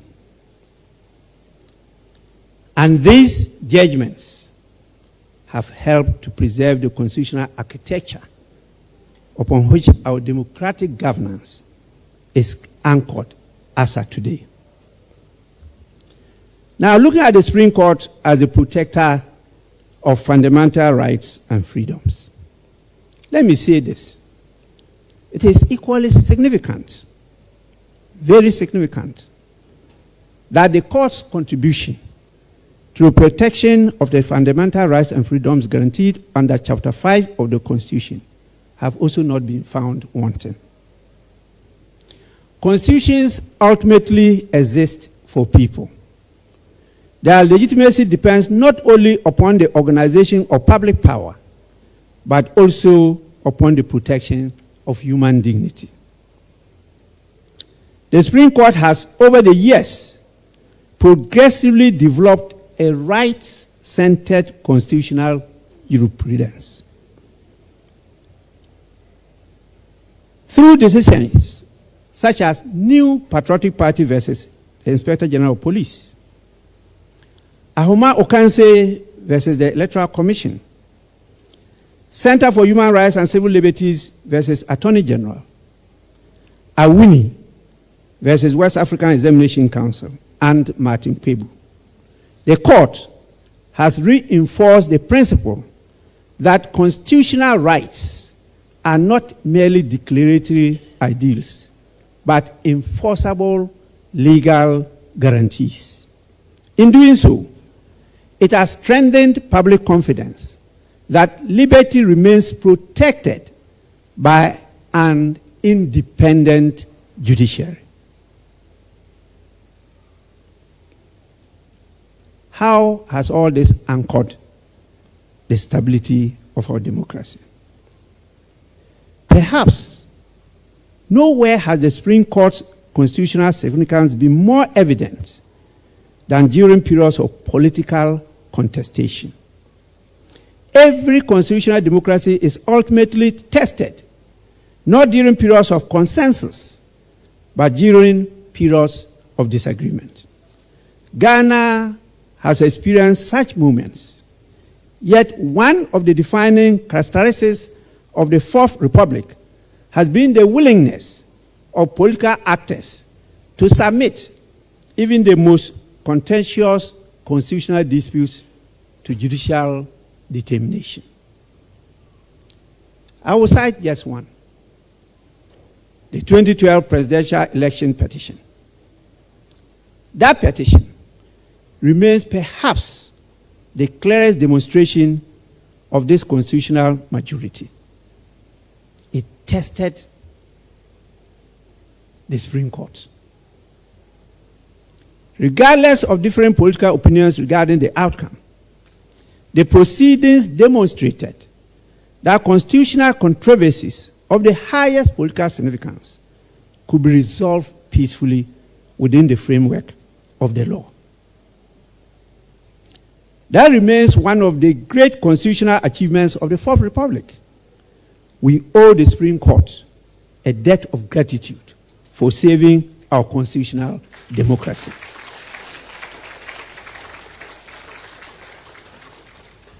Let me now touch on the dialogue between Parliament and the judiciary,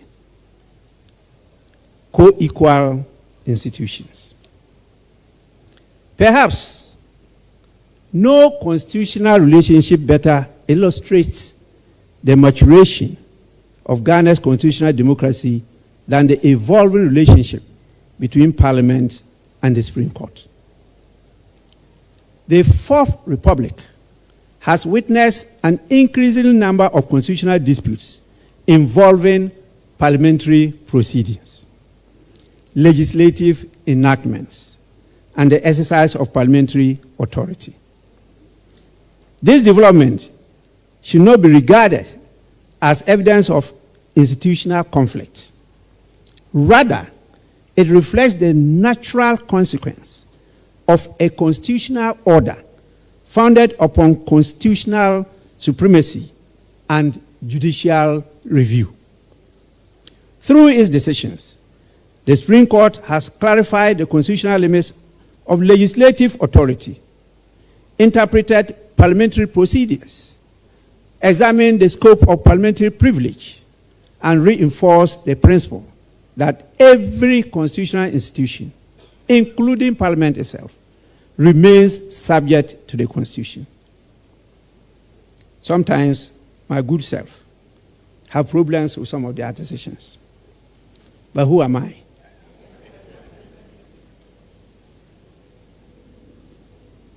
And let me say this.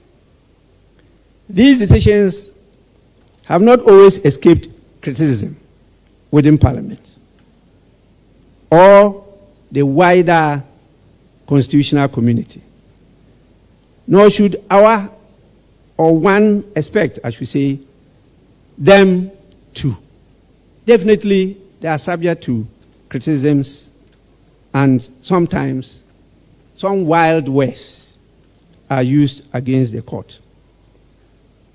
Constitutional adjudication frequently requires courts to determine difficult questions upon which reasonable constitutional actors may legitimately disagree. Such disagreement is neither unusual nor unhealthy. Indeed, it is often the hallmark of a vibrant constitutional democracy. The true constitutional maturity is not the absence of institutional disagreement, but the ability of constitutional institutions to resolve these disagreements through lawful due processes, mutual respect, and fidelity to the Constitution. Parliament and the judiciary derive their legitimacy from different constitutional sources. In fact, the Chief Justice referred to it. Parliament speaks from the democratic mandate of the electorate. The judiciary speaks with the authority of the Constitution. Neither source of legitimacy diminishes the other. Rather, both are indispensable to the preservation of constitutional democracy, since both emanate from the same source, the people of Ghana.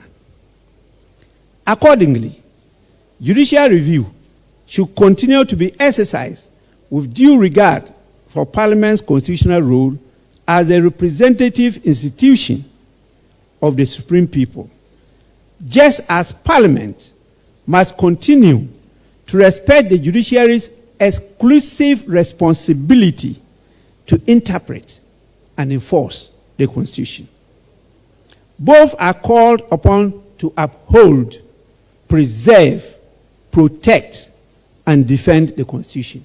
And you can read the oaths we swear. Institutional committee is not constitutional difference. It is the disciplined recognition that constitutional government flourishes when each arm of government faithfully performs its own constitutional responsibilities while respecting the constitutional competence of others. Now let me take stock.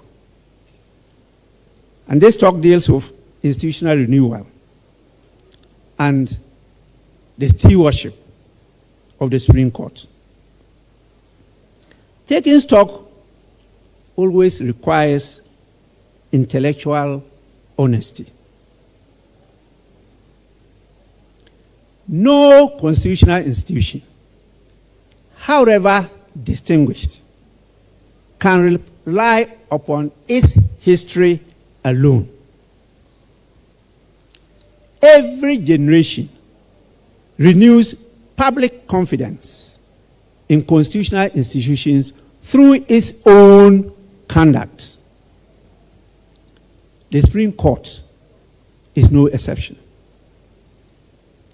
The increasing complexity of constitutional litigation, the growing demand for timely justice, the need for greater accessibility, the importance of coherent constitutional jurisprudence, and the expectations of a technologically sophisticated society all present new institutional challenges. These are not uniquely Ghanaian concerns. They confront constitutional courts throughout the democratic world. The distinguishing characteristic of great constitutional courts is not that they avoid such challenges, but they confront them with openness, wisdom, courage, and a continuing commitment to institutional renewal. As we take stock of the Supreme Court's contribution to the life of the Constitution, particularly the 1992 Constitution, one conclusion emerges with unmistakable clarity. And it's this: the Supreme Court has been one of the principal architects of Ghana's constitutional democracy.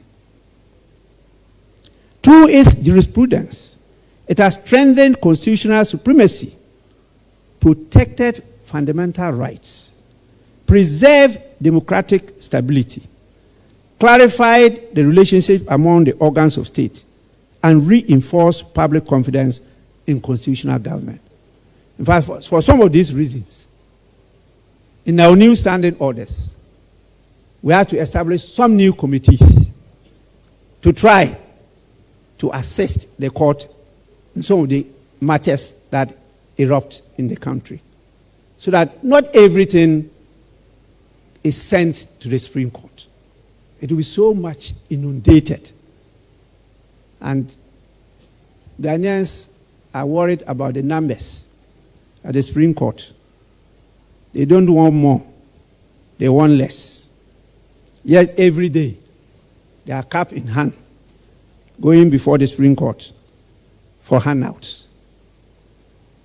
Please, we have established a committee on human rights in Parliament, with a department, a technical department, made up of some of the distinguished legal luminaries here to assist us. We are also appointing a commissioner on ethics and standard.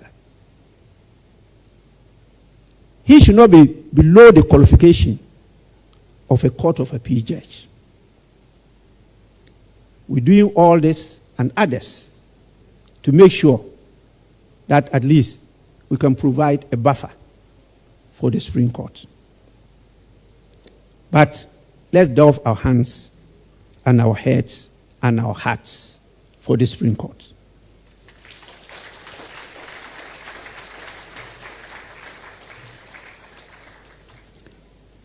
The achievements of the Supreme Court deserve recognition,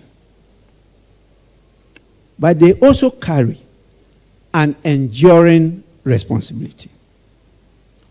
For every generation inherits constitutional institutions from those who came before. The measure of faithful stewardship is whether those institutions are handed to the next generation stronger than they were received. It is against that responsibility that we must now consider the future. For the question before us is no longer simply what the Supreme Court has achieved, The more important question is what the Republic will require of the Supreme Court in the decades ahead. It is to that future and to the constitutional responsibilities that accompany it that are now 10. Ladies and gentlemen, every significant constitutional authority, every significant constitutional anniversary is both a celebration of achievement and an invitation to renewal. It challenges an institution not merely to reflect upon its past, but to prepare itself for the constitutional demands of the future. The Republic that the Supreme Court will preserve over the coming decades will be markedly different from the Republic that emerged in January 1993. In fact, what emerged in January 1993 was a product of extreme disagreement. I was part of it. The constitutional questions of tomorrow will increasingly arise from technological innovation, artificial intelligence. I repeat, artificial intelligence, digital governance, cyber security, data protection, biotechnology, environmental justice, climate change, regional economic integration, cross-border commerce, and rapidly evolving conceptions of individual rights and governmental responsibility. Please, the poverty of the judiciary must end.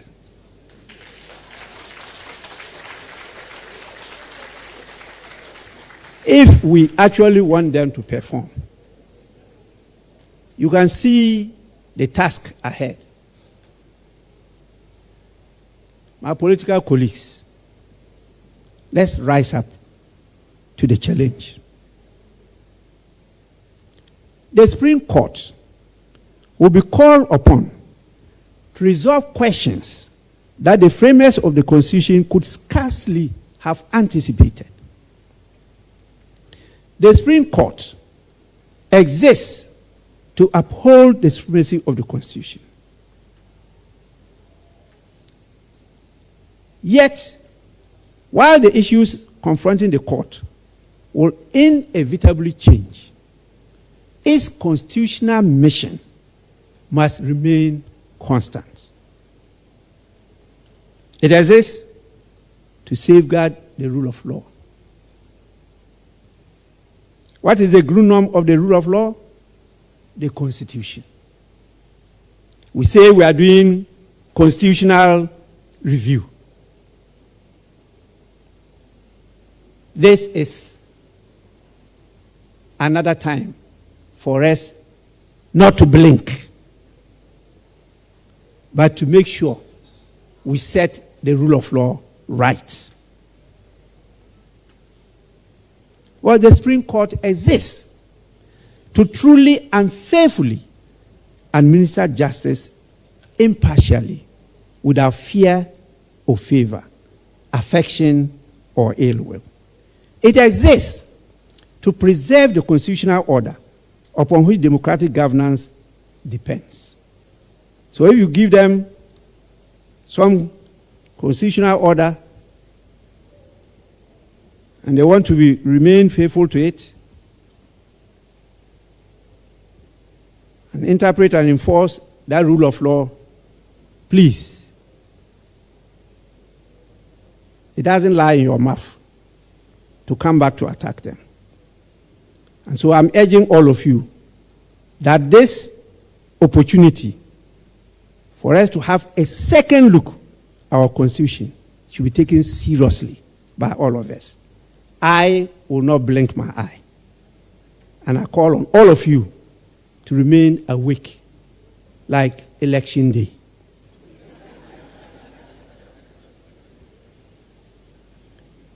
Let me say that those responsibilities remain timeless and sacred.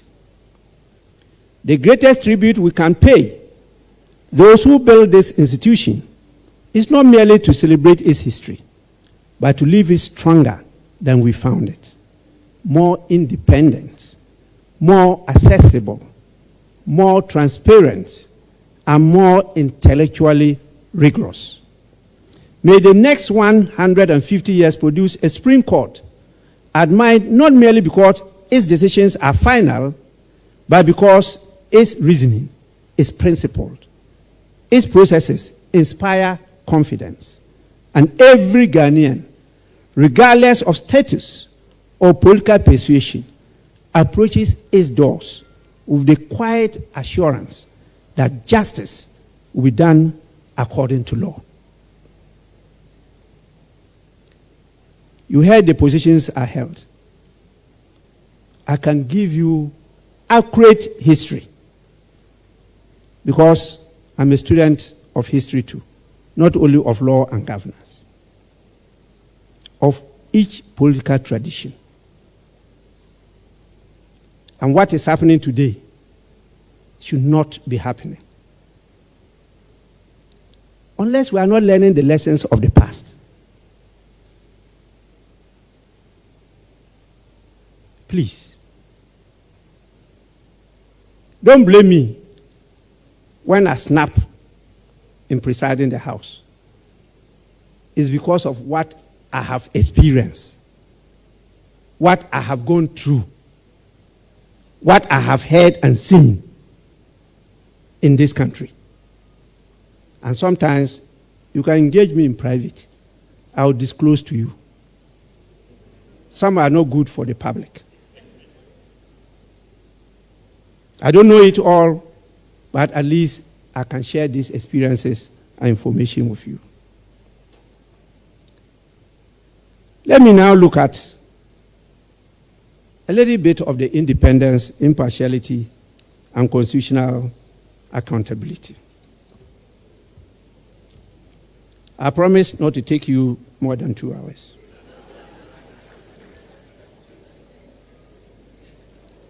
That promise I will hold. The enduring strength of the Supreme Court rests first and foremost upon its independence, impartiality, diligence, and application to duty. Independence of the Supreme Court, notwithstanding what other players may say, remains one of the greatest constitutional achievements of this Constitution. Please read the first Constitution we submitted to our colonial masters when we were about to gain independence. It wasn't what they gave us. What we submitted to them, they disagreed with us and gave us something different. But our first Prime Minister said, please, let's accept it. When we now have the authority, then we will decide what to do with it. And clearly, that was what happened. So we transited with a new constitution in 1960 to a republic. Start reading from those constitutions up to date, and you see the difference.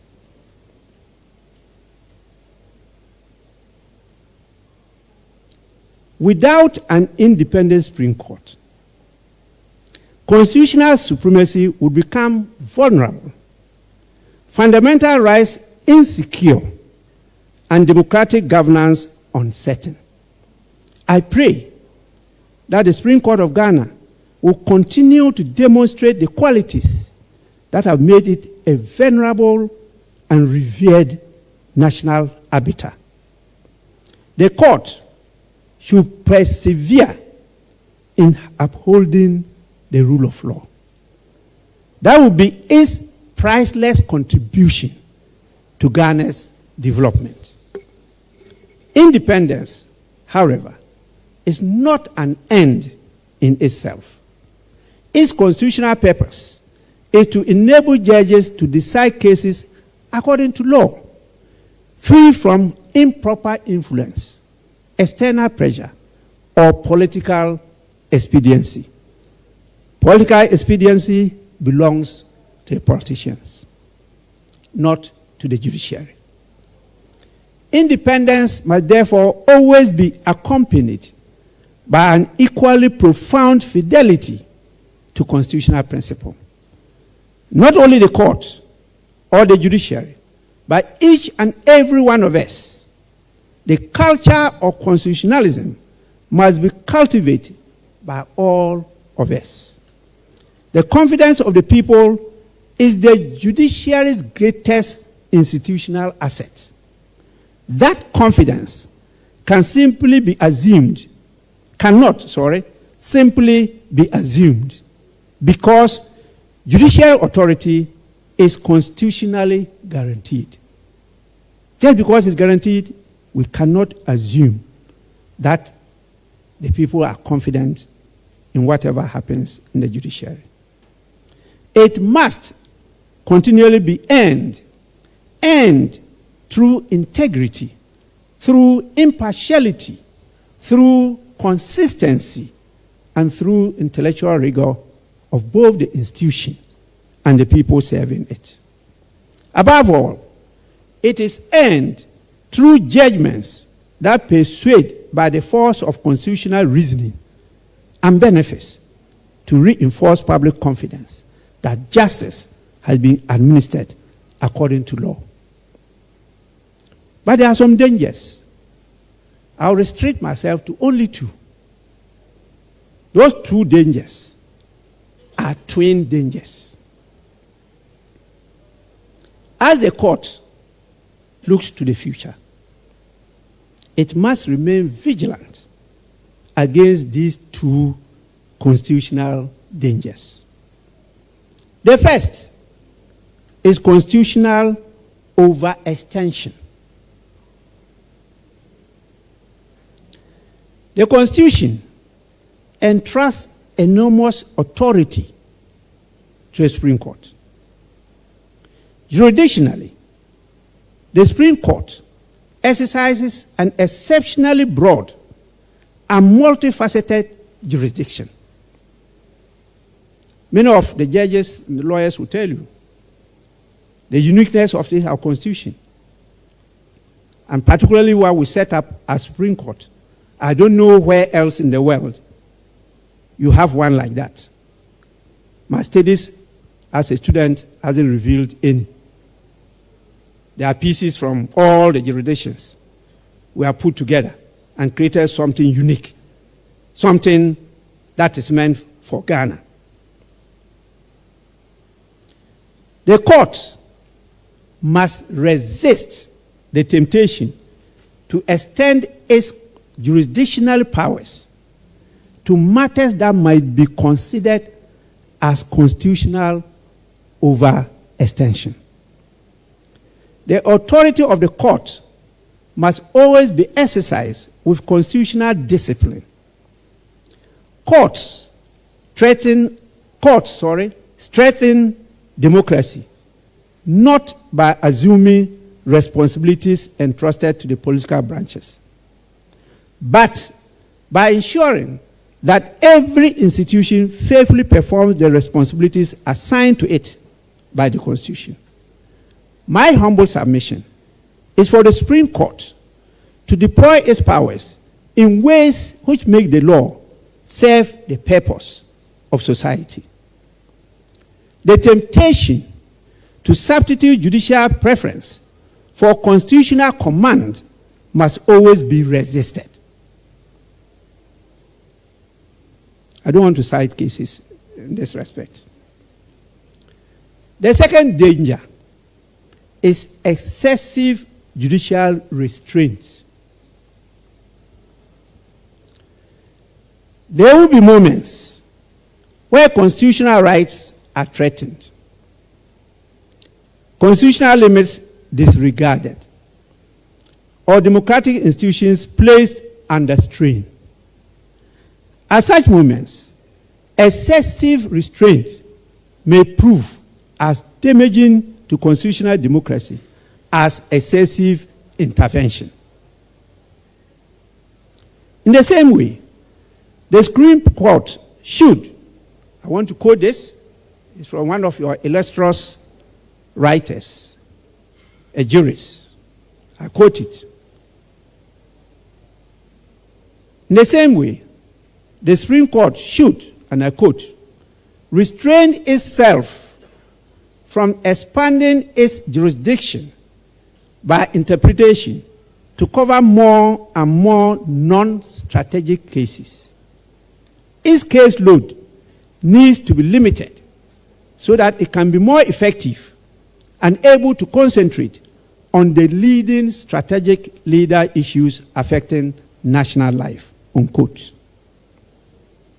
I quote this with approval. The Constitution expects the Supreme Court to act neither timidly nor aggressively. It expects the Supreme Court to act constitutionally. The enduring authority of the Supreme Court would therefore lie in its ability to avoid both extremes while remaining unwavering in its fidelity to the Constitution.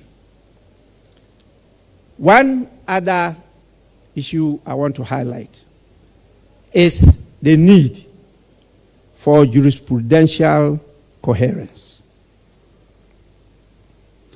Closely connected to this responsibility is the continuing need for coherence in constitutional interpretation. The authority of the Supreme Court derives not merely from the finality of its judgments, but from the quality, coherence, and predictability of its constitutional reasoning. Constitutional adjudication must provide clarity where uncertainty exists, certainty where ambiguity persists, and principled guidance where public institutions seek constitutional direction. Citizens, parliament, the executive, investors, and the wider society organize their affairs upon the reasonable expectation that constitutional principles will be interpreted consistently and applied predictably. In this regard, one of the continuing tasks before the court is the development of a coherent philosophy of constitutional interpretation. Over the years, the court's jurisprudence has, at different times, drawn upon both textualism and purposivism, or functionalism, in interpreting constitutional provisions. Neither approach is inherently objectionable. Each serves an important function in constitutional adjudication.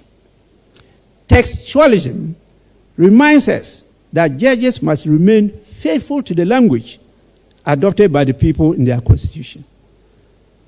Purposivism reminds us that constitutional provisions must always be interpreted in light of the broader values, objectives, and aspirations that the Constitution was intended to secure.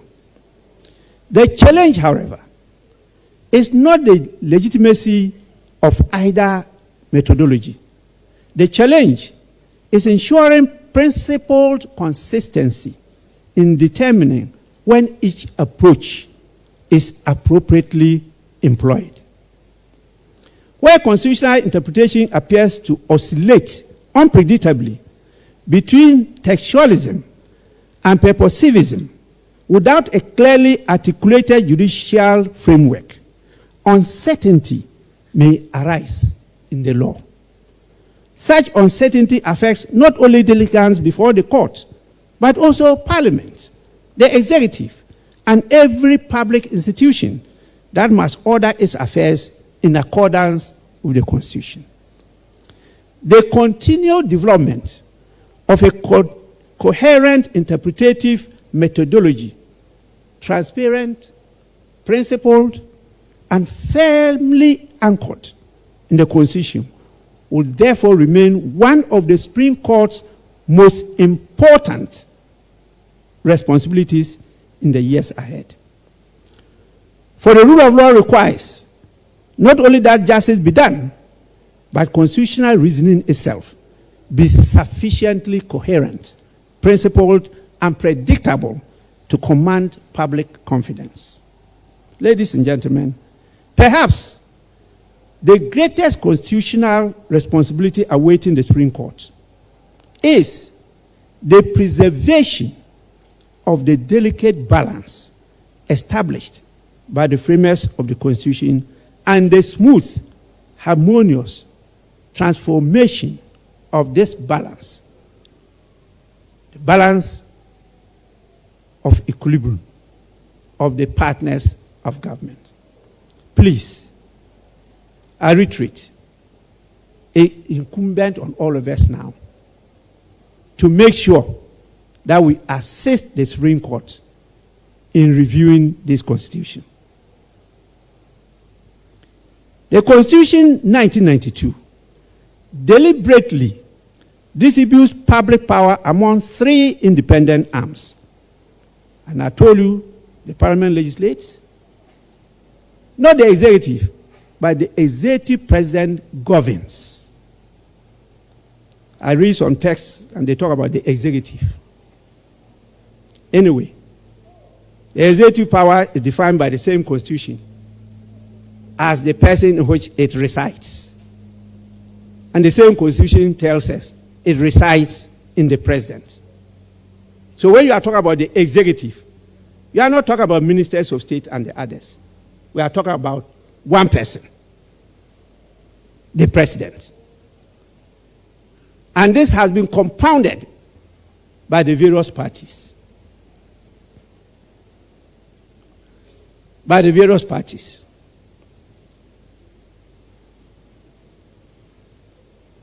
He is also the head of the parties.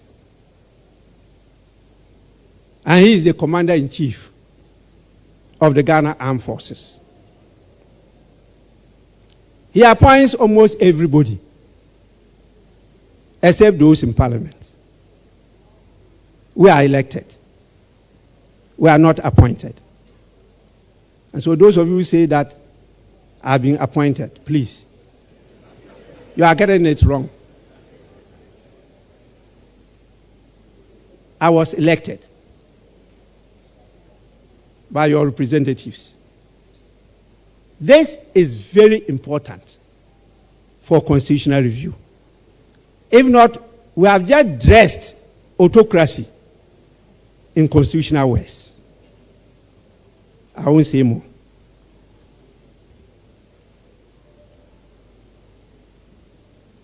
Let's accept that each arm of the government, as we know it, possesses democratic legitimacy. And these all contribute to the functioning of the Constitution. Each serves the same sovereign people. The success of Ghana's constitutional democracy has depended not upon the dominance of any one institution, but upon the disciplined observance of constitutional boundaries by all. And much of it has been held by the Supreme Court. Please, let this reflect unambiguously in the text of the Constitution. As constitutional disputes inevitably arise, the court will continue to play the indispensable role of constitutional umpire. In performing that role, judicial review should always be exercised with full appreciation of the constitutional functions, democratic legitimacy, and institutional competence of the other arms of government. Again, let me emphasize that institutional committee does not require constitutional deference, nor does it diminish judicial independence. Rather, it reflects the recognition that constitutional governance flourishes when every institution exercises its powers with restraint, when there is mutual respect, and when there is fidelity to the Constitution. The judiciary, parliament, and the executive are not constitutional rivals. They are constitutional partners in the service of the Republic, equal arms of government.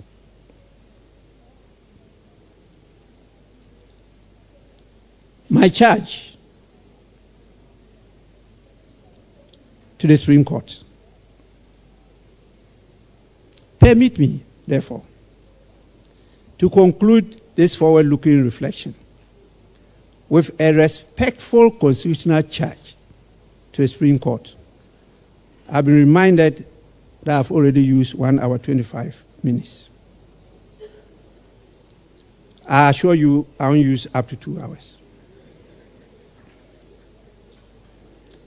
As you embark upon your next 150 years of service, please uphold the rule of law with courage and unwavering fidelity.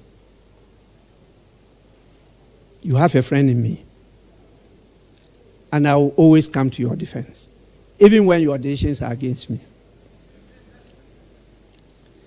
Defend the supremacy of the Constitution without fear or favor. Ensure that judicial independence is captured in the text of the Constitution and matched by judicial excellence, consistency, and accountability to constitutional principle. Develop a jurisprudence that is intellectually rigorous, coherent, and accessible, one that provides certainty to citizens, guidance to public institutions, and confidence to future generations. Conform with a clear and deliberate intent to transform the delicate constitutional balance that has enabled the Fourth Republic to become Ghana's longest period of uninterrupted constitutional government, to constitutional equilibrium with the other partners in governance.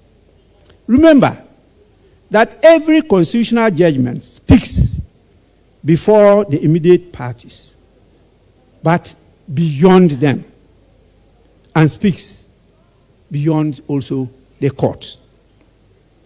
Every judgment either strengthens or weakens public confidence in constitutional governance.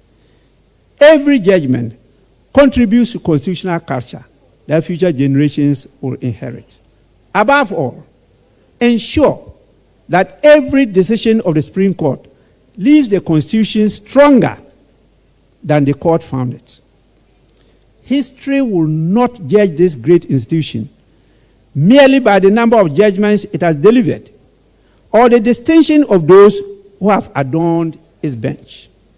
History will judge it by whether, when constitutional principle was tested, it remained faithful to the Constitution.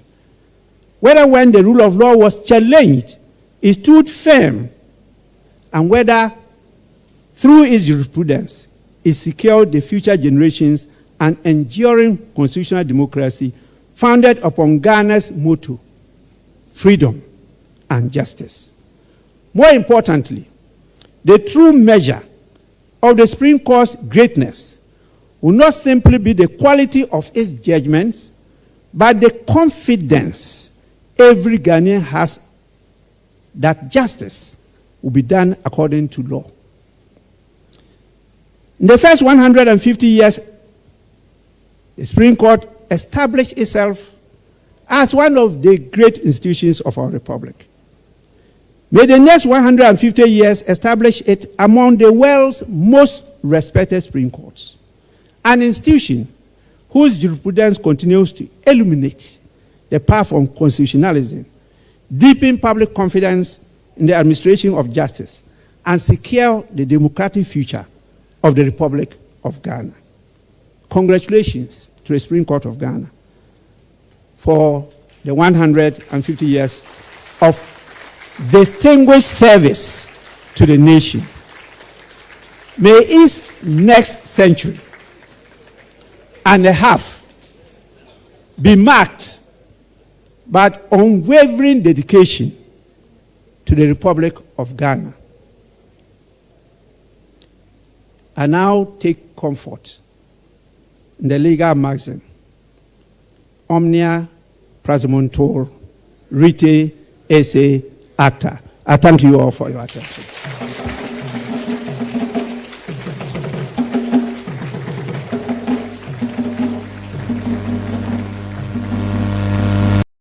Thanks for watching. Please like, subscribe, and click on the bell for more updates.